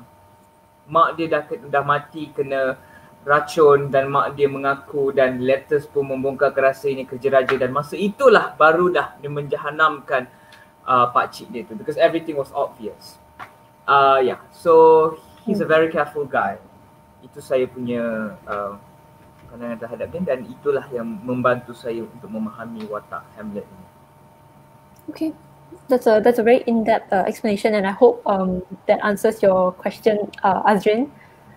Okay, so with that being said, right, on to a more I would say lighter note. There is that was very insightful, but also to switch it to dial it down a bit, I want to know in terms of prop making, because everything is very Hamlet in itself is a very profound play, right? Like even with the characters, like what you just said, Rashid and Roshafiq, all these like contrasting emotions, and how you bring out the essence of the characters. But towards the end, Roshafiq, you brandish this wooden fork, right? So in terms of planning, how did that come about? Because I understand that it's a very contemporary play where like you try to minimize the amount of props you have, but I feel like, I don't know, the wooden fork has some. Is there a significance to that? Saya tak tahu. Mungkin Ridhwan ada jawapan sebenar. Tapi saya punya point of view, saya hanya diberi benda itu. I was given. Tetapi dalam pemahaman saya bekerja dengan Ridhwan, mungkin hanya pemahaman saya, kalau kita dah minimum, marilah kita minimum throughout the end. If it's a normcore, because the concept of normcore itself, benda biasa, benda normal dijadikan, diterapkan dalam play ini. Jadi kami rasa decision itu perlu kepada semuanya. Kalau we are normcore, dan kita normcore lah sampai habis. Dan sebab saya rasa mungkin dia akan lebih kekok kalau tiba-tiba dia membawa pedang yang realistik tiba-tiba. Itu mungkin lebih kekok pada saya lah. Ya, mungkin boleh share tentang dia punya dia punya set. Yalah, kenapa tadi Azia ada sebut juga kenapa set dia macam industrial tapi pakaian ada yang macam tradisional.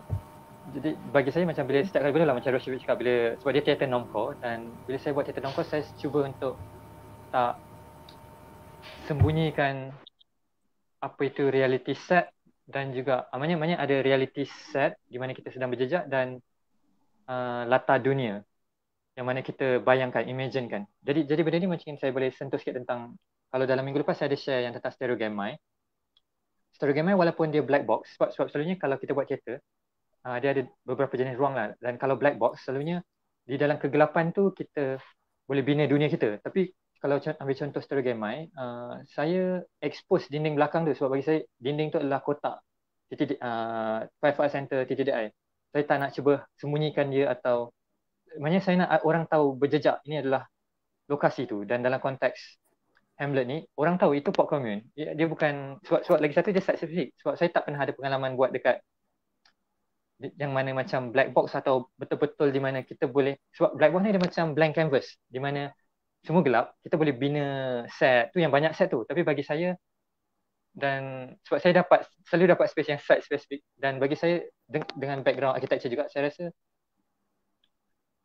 site tu sendiri adalah karakter, sebahagian daripada karakter. Jadi dan menariknya dia memang ada dynamic tadi tu, sebab pop commune ni macam dia punya architecture macam modern, canggih, ada container, contemporary semua, lampu pun LED macam, tapi dalam masa sama ada juga macam Sean dengan Nina sebab dia orang tua, dia macam raja kan, jadi saya rasa dia patut paling full dress traditional. Tapi yang muda-muda, anak-anak dia orang, Ophelia, Roshafiq, Hamlet, Letes, yang muda-muda ni semua macam dia macam kecamuk sikit, dia macam, tapi bagi saya, dalam kepala saya membayangkan dia orang ni macam Malayapura ni, dia macam kalau kat Nusantara dulu, dia orang macam jenis nak naik kapal berlayar pergi mana-mana pun boleh je, dia macam cosmopolitan yang dia tak terlalu rigid, terlalu pakai baju Melayu je. Sebab bagi saya Malayapura ni macam pelabuhan yang mungkin canggih juga. Maknanya kita tak perlu hadkan orang zaman dulu ni macam terlalu macam satu benda je. Sebab kita hari ni pun kalau kita sebut Melayu sendiri pun macam yang kat Kelantan lain, yang dekat Johor, dia macam banyak kalau kita ambil satu benda je pun. Jadi dalam kes Hamlet, kenapa dia pakai baju macam, sebab bagi saya orang zaman dulu memang belayar pergi benua Cina. Kadang-kadang dia ada negeri atas angin, pergi India, pergi Madagaskar ke. Memangnya dia orang ni, orang laut yang jenis belayar ni macam bukan masalah. Maknanya bagi saya culture dia berkecamuk. Okay. Also, we have one more question from the audience. This is from Yusof Bakar, and his question is, stomping di dalam Hamlet Fansuri adakah diinspirasi daripada stomping dalam Suzuki Method atau ada sebab lain? Contohnya scene itu sesuai untuk stomping atau lokasi itu sesuai untuk stomping atau ada sebab lain jika ia bukan inspirasi Suzuki lah. Bagi saya, yalah, saya ada baca buku yang Suzuki, apa nama dia? Bukan nama orang dia lah. Tadashi Suzuki kot. Ada buku dia, saya ada buku dia, saya baca, dan betul lah. Yang menariknya tentang Tadashi Suzuki ni, sebab bagi dia kalau aktor selalunya sepanjang yang dia tengok, selalunya fokus diberi dari pinggang ke atas. Selalu aktor akan gerak-gerak tangan, muka, tapi mengabaikan kaki.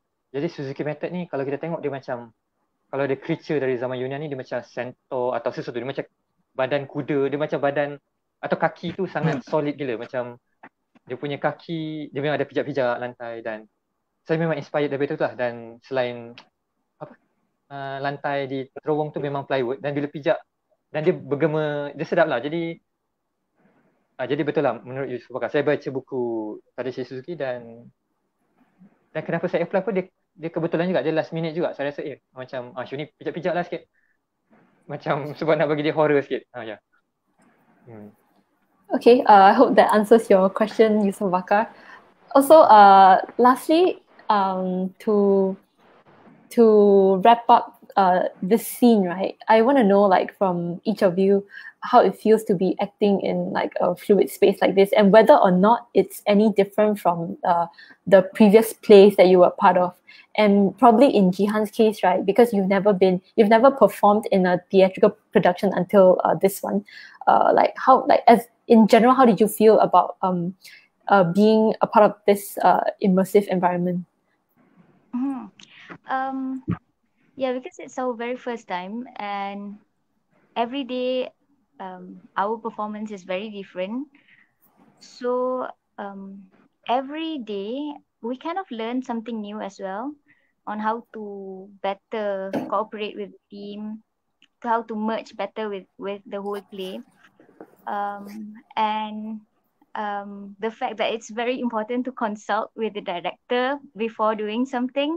because there was this part where Sean was praying. So we had a dialogue with Sean, and then he asked us to do some sort of a mellow, sad music for that scene, and we did.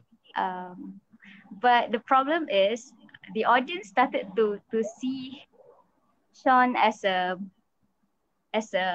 like a saint figure. They started to feel very kasian to him because of the Oh music. no. Yeah. And then we had a talk with Ridhwan after that, and we changed it back to something different, and not something very sad and very sympathetic to the king. Now you know how So powerful your music can be. So I think that's a very interesting thing that we experience. One of the very interesting that we experience from this play is that you have to always talk to your director and see whether he approves of the idea or not. Yeah. Okay. Yeah. Tapi situasi tu memang okay. For me, it's not just about the space. It's about the whole experience, the space, the immersiveness, and the music from Kicau Bilau. Every day is a different music, and of course different vibe. So it really influenced my scene every day. Macam performance yang Kicau Bilau buat mellow tu untuk Sean tu, dia membantu Sean. Tetapi after Sean punya dialog, I punya dialog yang kena marah, yang nak membenci ni, agak terganggu lah kan. Sebab lagu tu masih lagi mellow. But tapi masa tu I macam, okay, so I cannot fight this, I cannot change it, so I have to go with the flow. Jadi yang tu yang I rasa it was priceless. Dia rasa macam you ada your own score yang dimainkan live.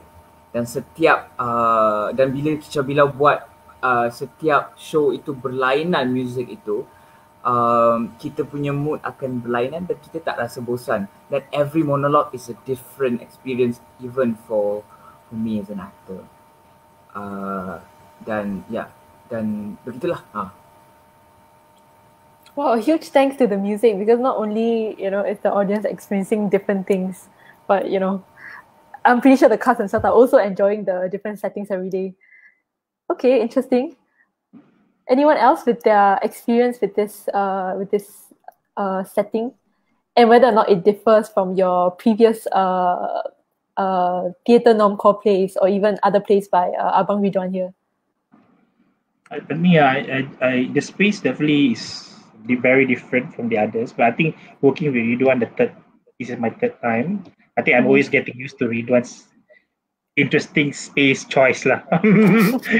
You always look forward to Ridhwan's choice. Oh, when are we going to do next?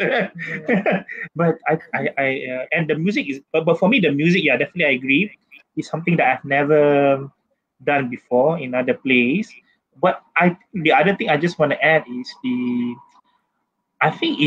it didn't feel like a theater rehearsal, because we were so comfortable with each other. Some of the people, the actors I know, some of them are just working for the first time, but it didn't really feel like, because sometimes building up to the shows, you always feel a lot of anxiety, are you doing what you're supposed to do? But it didn't feel like this for me, like with Hamlet Fansuri. It felt like, like when you go to a summer camp, it really feel like that. It was really Helen, fun. right? Yeah. It really felt like that. And even for me, because I was the last minute addition, so I always go to accompany Tasha for her rehearsal. So I was only 1 week before the show I was added in. But for me, because I already saw, the rehearsal, so I was okay. Rida, no problem. I just go in, and then so it really didn't feel like a typical kind of theater. In terms of rehearsal process and whatnot, so it feel like kawan-kawan, and then let's just go on and just put up a show. For me, at least I felt like that. And every day was fun, to be honest. So yeah, for me, I really enjoyed it, Yeah. What about you, Tasha? Adding to what Sham said, I always enjoy working with Ridhwan. So whatever space that he made us perform in, It's always an experience and an enjoyable experience. But for Hamlet Fansuri specifically, the vibe is mostly coming from Kicau Bilau. And I believe that strongly. It gave me a lot of sense, like dalam hati berasa berbunga-bunga. It felt very, very comfortable. Yeah. That's for me. Mungkin saya boleh share sikit tentang proses kalau yang apa yang uniknya tentang Hamlet Fansuri ni. Sebab selalunya kita macam gerila sikit buat teater. Kadang-kadang kita sewa space, kita rehearse kat tempat lain, kita rehearse kat padang lah, dekat rumah, dekat skate park. Lepas tu sebab macam conventional buat teater, macam nak rehearse pun kadang-kadang kena bayar sikit. Maknanya ada macam technical punya benda dan kita kena gerila lah. Maknanya sehari sebelum, 2-3 hari sebelum kita masuk je, kita punya site kita kena pandai-pandai adapt sebab beberapa kali lah macam tu. Tapi yang uniknya Hamlet Fansuri ni sebab bila Lydia bagi space, kita boleh rehearse terus dekat space tu terus. Jadi aktor semua macam boleh selesakan diri dengan slow-slow lah menyelesakan dengan space-space mereka. Jadi macam mungkin yang off-lane Maloro nak macam nak selesakan diri dengan dalam bilik kaca. Jadi Roshafiq mungkin dekat terowong tu. Maksudnya kita boleh datang dan melalui space tu. Dan ini macam satu yang unik untuk saya lah. Sebab kita kadang-kadang buat style guerrilla.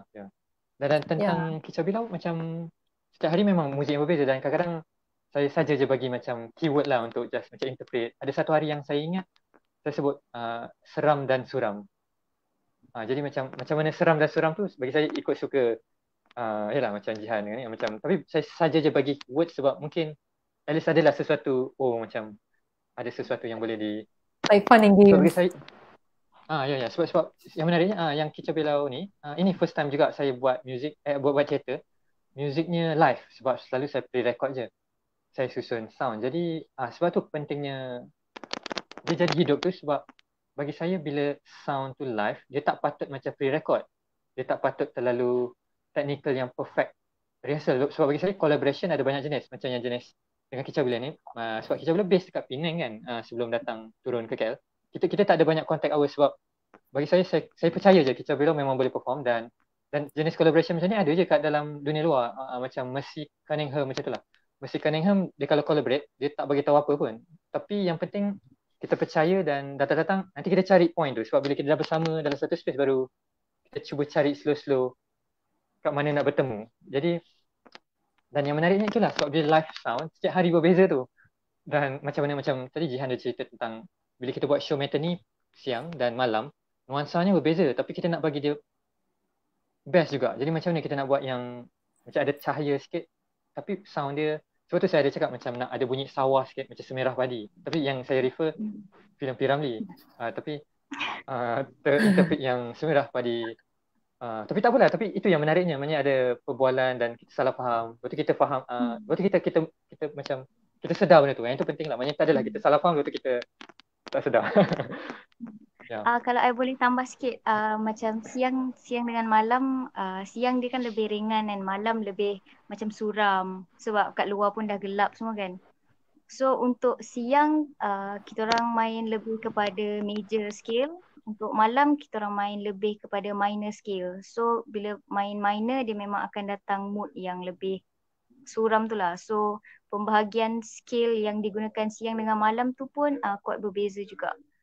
So it's quite interesting to bahagikan siang dengan malam. And even macam contoh kalau siang kita main mostly major, tapi bila ada scenes yang macam very intense, macam gaduh ke apa benda ataupun scene Ophelia mati lemas bila part macam tu masuk scaling yang minor, jadi mood sedih tu sampai.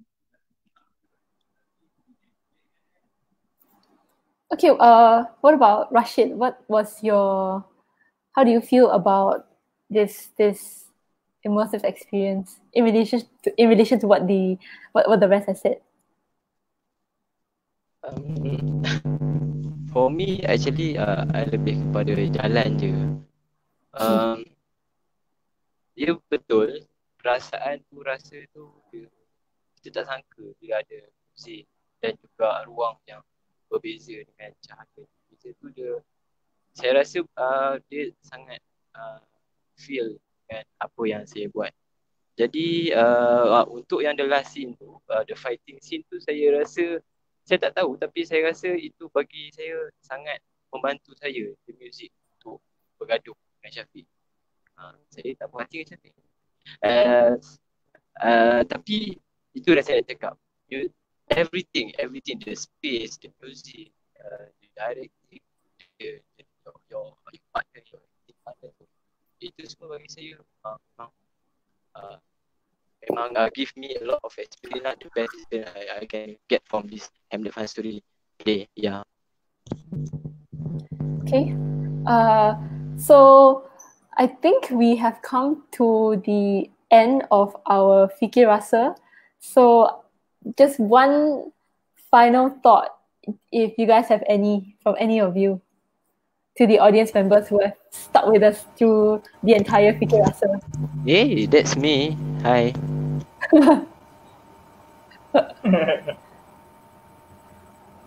From the audience? From you guys, to the audience, any final thoughts? Any final thoughts? Ada juga Rashid dari tim Pokok.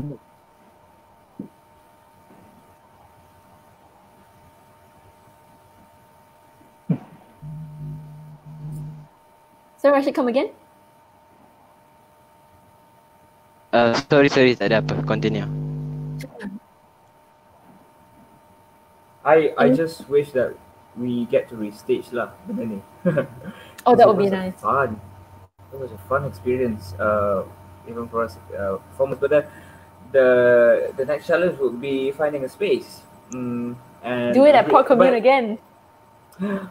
Right, but then if it's a different space, then it's going to be a different experience, and that's the fun of it, right? We get to experience. We get to relive this with a different environment, with a different experience. It's going to be interesting because I love the script. Ini bukan sahaja satu translation yang beautiful, but because Ridhwan adapted it and he basically created a dystopian government. Jadi ini yang bagi saya rasa berbeza terhadap translation Shakespeare yang lain. Saya tak pernah suka tengok translated Shakespeare stories. Saya daripada kecil saya tengok people translated Romeo and Juliet, Macbeth ke bahasa Melayu. Dia tak sedap. Sebab saya rasa Shakespeare dia ada sonnet even when you baca naskah asal dia. Jadi bila you translated itu bahasa Malaysia dengan mungkin lenggokkan Shakespeare tetapi dengan bahasa kita, dia rasa tak sedap. You takkan faham. Tetapi dengan translation Ridhwan yang dia dah adapt dengan dan inspired by a lot of translation ini, dia punya pemilihan ini, dia surprisingly it was easy for me to understand the script. Itu adalah saya punya first concern apabila saya dipelawa untuk berlakon. Saya takut saya tak boleh faham skrip ni. Tapi dia senang. Itulah macam my favourite line would be ada atau untuk tiada. It's a beautiful line. Dan dia membantu saya untuk memahami dan cakap dialog itu. Because it's all about existential existence.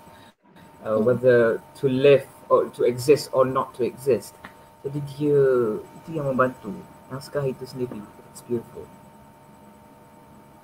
Would you say that is now your tagline, or rather your persoalan of your life now? Does that define you?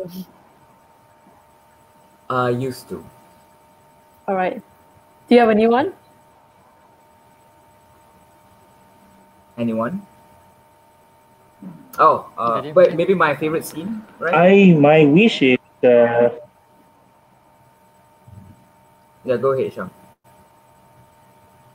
I have a wish. So if we can get sponsors to have this as a tour, maybe, if Ridhwan is agreeable, or maybe I think the other opportunity is to do this as an educational piece on tour, like how certain text has been used in Singapore, and they tour in schools, right? And we know certain schools has done it with the English text Shakespeare, yeah.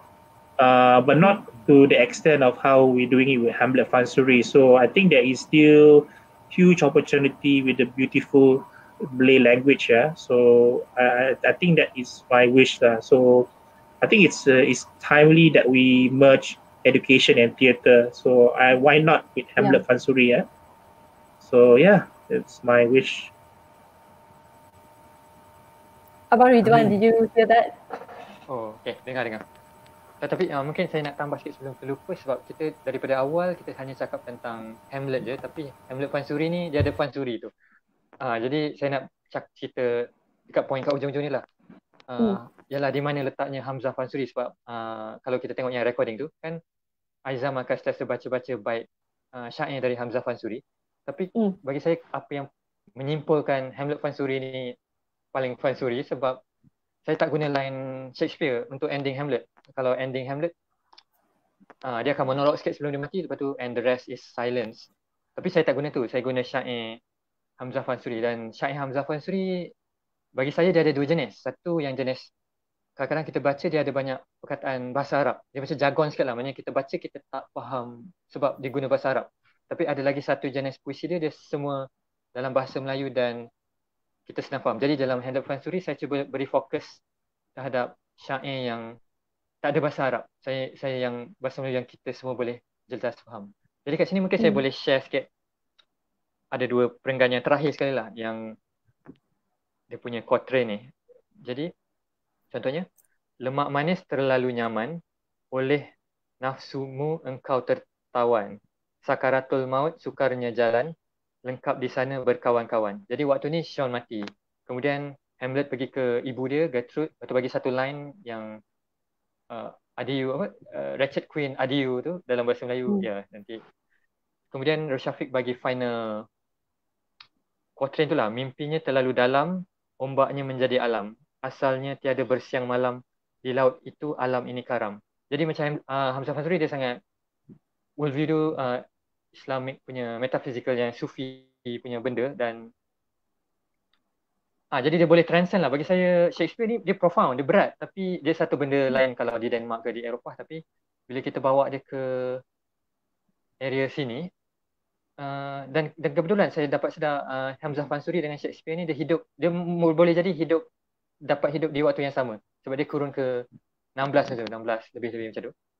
Jadi dia punya macam nak kata, macam ada master yang terror dekat UK sana dan ada juga yang sangat master dekat area sini lah dalam konteks bahasa lah. Ya.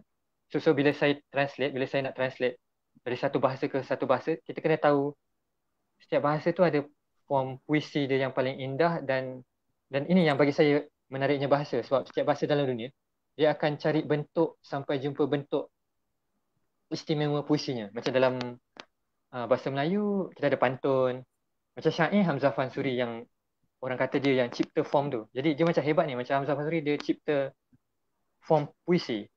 Kalau contoh macam kalau di barat ada Dante, orang Itali, dia cipta tezza rima, maknanya untuk the divine comedy tu. Dia cipta dia punya form pantun. Maknanya orang yang hebat, penyair yang hebat dia macam sampai level boleh cipta dia punya form. Macam Shakespeare dia ada Shakespeare punya sonnet. Namanya soneta memang ada, tapi dia buat dia punya version. Jadi menariknya translation dari segi bahasa, dia macam ada dialog, macam ada kita faham bahasa sana punya benda, tapi kita kena faham juga bahasa yang sedang kita terjemahkan. Yeah, that's a very nice excerpt from Fansuri. So when you sorry, one last thing I just need to get out of my head. When you translated Hamlet, did you already have Fansuri in mind, or like how did like which one came first? Saya rasa saya cuba translate Hamlet dulu. Then only you added Fansuri. Saya macam ada pinjam satu buku. Saya pergi library, ternampak satu buku Hamzah Fansuri dan saya curious lah. Dan bila baca rasa sedap. Dia macam, dan dari situ baru saya cuba cari jalan nak gabungkan tu lah. Okay, well, I hope that ended on a good note with a conclusion of how it came to be Hamlet Fansuri. Any final thoughts from any one of you? All good? Good. Sorry, come again, Roshafiq. You gotta unmute. Oh my god, I forgot about that. Any favorite scene from my fellow actors and yes. or musicians, director, or even you, Kylie?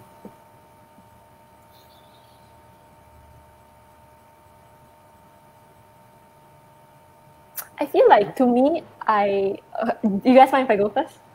Yeah, go ahead. Okay. Yeah, sure. Well, for the first time, I'm answering a question. Yes. Okay, so to me, I feel like as a whole, I really enjoyed the play in terms of the transitioning, because we are all like, or at least for me, I'm very used to watching plays in a very common theatrical setting where there's a clear delineation between the audience and the play, right? But I think with this one, it's not just that it's modular. Yes, there are modular plays in common theatrical settings, but this one feels like I am moving along with the play. I'm even more involved in this play than if I were to be in a conventional setting. So I really enjoyed that. But when it comes to a favorite scene, I can't quite put a finger on why specifically I love it so much, but I love the tunnel scene. I am very, very intrigued with the tunnel scene because it's so simple. It's literally just, it's just a tunnel. Like how much more simpler can it get, right? It's so straightforward. You see everything. But I feel like to other people, it can, because it's so simple, that it can bring forward a lot of interpretations, nuances. You can interpret the tunnel in any way you like. And yeah, I think because of its simplicity and also in the way that the characters utilize the tunnel, I think it makes it very like all the more profound. So, and also I just want to give like big props to like every one of you, especially the actors, and also Ridhwan's direction in this scene, because so many subtleties and also so many interpretations that can be that can be brought forward, and also with Kicau Bilau's music in the background. So I think for me it's the tunnel. Yeah, I want to hear from the rest Rashid, of you. What about you, Rashid? You like fighting with me? Please wait for me, okay? Soon.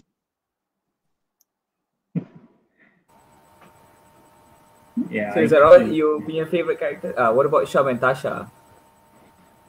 So I agree with Kylie. It's difficult to choose, but if the tunnel scene, obviously my favorite. But since you've already mentioned, I like the last scene where we brought Hamlet into the car, because I can always see every night the comments. Are they actually going into the car?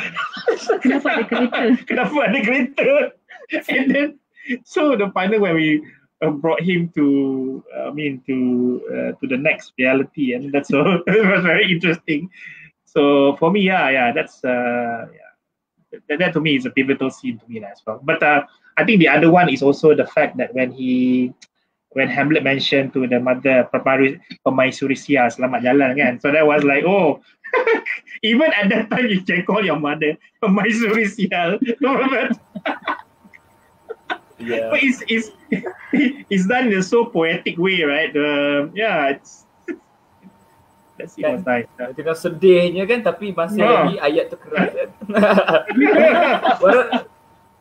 What about Jihan?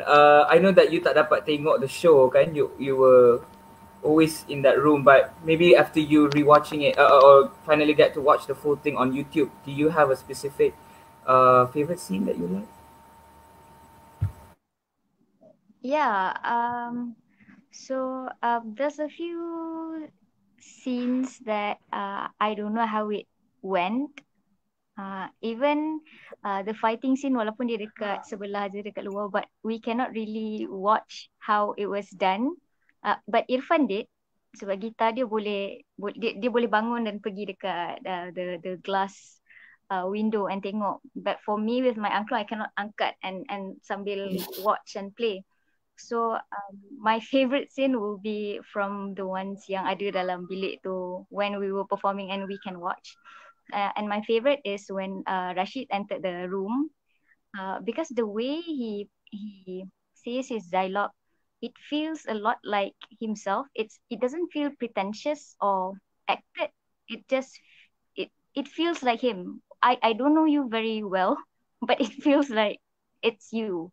So it feels quite real to me. So it's my favorite scene personally. Okay. Before we go to Ridhwan, because Ridhwan. Ya, mungkin sebagai pembuat memang tak ada favourite sangat lah, tapi saya nak menambah tentang macam kali ada sebut tentang tunnel tu, yang satu detail yang saya suka tengok bila Roshafiq nak tukar cue lampu sebab switch tu kat sebelah. Sebab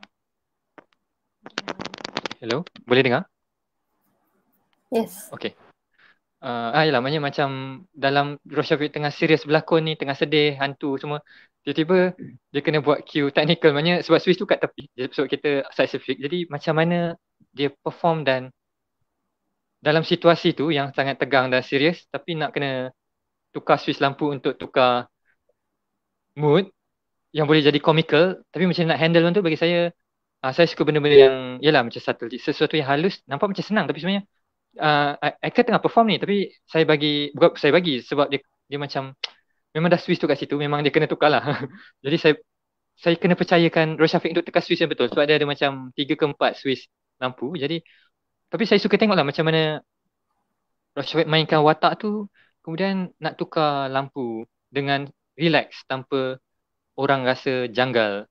Sebab tu macam saya share tadi, saya suka benda yang in between ni, di mana kita amat clear tentang ini pop commune, tapi dalam kepala kita tahu ini cerita Hamlet, tapi kita sekarang di in between, kita tak ada terlalu tapi dalam kepala setiap audience saya yakin mereka akan, sepatutnya kalau cerita tu engaging dia akan masuklah ke dunia tu, tapi dalam masa sama kita punya body masih di pop commune di era kita. Jadi bagi saya teater adalah macam dialog antara dunia yang imagine tu, iaitu story tu, dan juga di mana kita sendiri berada lah, kita berkongsi ruang secara fizikal. Jadi dalam play saya selalu memastikan bahawa aktor, bagi saya sebenarnya dalam teater saya tak suka terlalu acting sangat. Saya lebih suka panggil dia, maknanya dia satu performance. Maknanya kadang-kadang dalam perform dia boleh, macam contoh tekan switch lampu tu, itu bukan sebahagian daripada acting, itu adalah sebahagian daripada kerja teknikal. Tapi macam mana nak menjadikan tindakan tu sebahagian dari performance. Jadi tapi ada banyak benda lain, tapi yang ni saya bagi contoh lah. Ya. Sebab saya pun kena tukar switch lampu. Ya. Okay.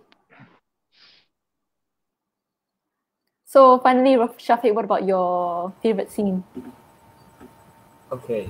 Other than the tunnel scene, my favorite scene is the first scene that I appear, which is inside Ophelia's space. Because sebab that scene tidak ada dalam skrip, tetapi scene yang lebih kurang sama macam tu ada dalam filem Hamlet, which is the Russian adaptation of Hamlet, di mana Hamlet masuk di dalam bilik tidur Ophelia, dan there were no dialogues. Dia sama macam mana I buat, macam I ikut dia lah, dia just datang and kacau ruang peribadi Ophelia. And bila I tengok kat filem tu, it was a powerful scene, and I think that scene lah yang memahamkan I tentang Hamlet punya, Ophelia punya pandangan terhadap Hamlet, iaitu Ophelia takut kepada Hamlet, dan Hamlet mengambil kesempatan terhadap Ophelia punya ketakutan itu. Jadi bila saya dapat tahu that kita ada that was how the opening is, I tak ingat macam mana the idea came about, but I did raise the scene dekat Ridhwan, and he also liked the scene, and so I'm glad that Ridhwan decided to put that part dekat dalam di penghujung Ophelia Maldoro sebelum masuk Hamlet Fansuri, and it was beautiful. Once I masuk, the title Ophelia tukar kepada Hamlet Fansuri, it was a smooth transition. That was my favorite scene. Very nice. Okay, I feel like with that, I think we've really aptly put like, you know, the entire play into a single, like a small single conclusion from everyone.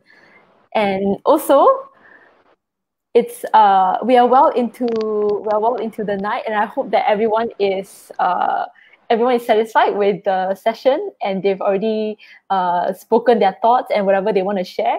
Also, if you want to share any last thoughts, please do chime in. But for now, I want to plug in the Hamlet Fansuri play that is showing on YouTube.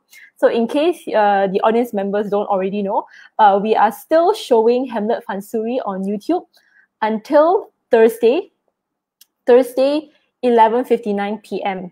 Right? So we are showing it until Thursday, and after that, it will be followed by another play called Masa Manis, showing on Friday at 10 p.m. Okay, so be sure to tune in. And also, after this session, if you haven't already watched Hamlet Fansuri, please go onto YouTube and watch it, because it's a very refreshing play. And also, I hope that everyone, while if you're not going out or traveling, be sure to stay safe at home. And maybe you could use this time to also watch this play and also other plays by Ridhwan himself. Okay, so that wraps up our session today. Thank you for tuning in. I hope that everyone has enjoyed the session. So thank you, and also happy Ramadan, and Hari Raya is around the corner. I hope everyone is staying safe at home and also traveling safe when they are out and about. Okay, so everyone, thank you for joining us tonight. We'll see you next time in our next FIKIRASA session. Bye. Bye.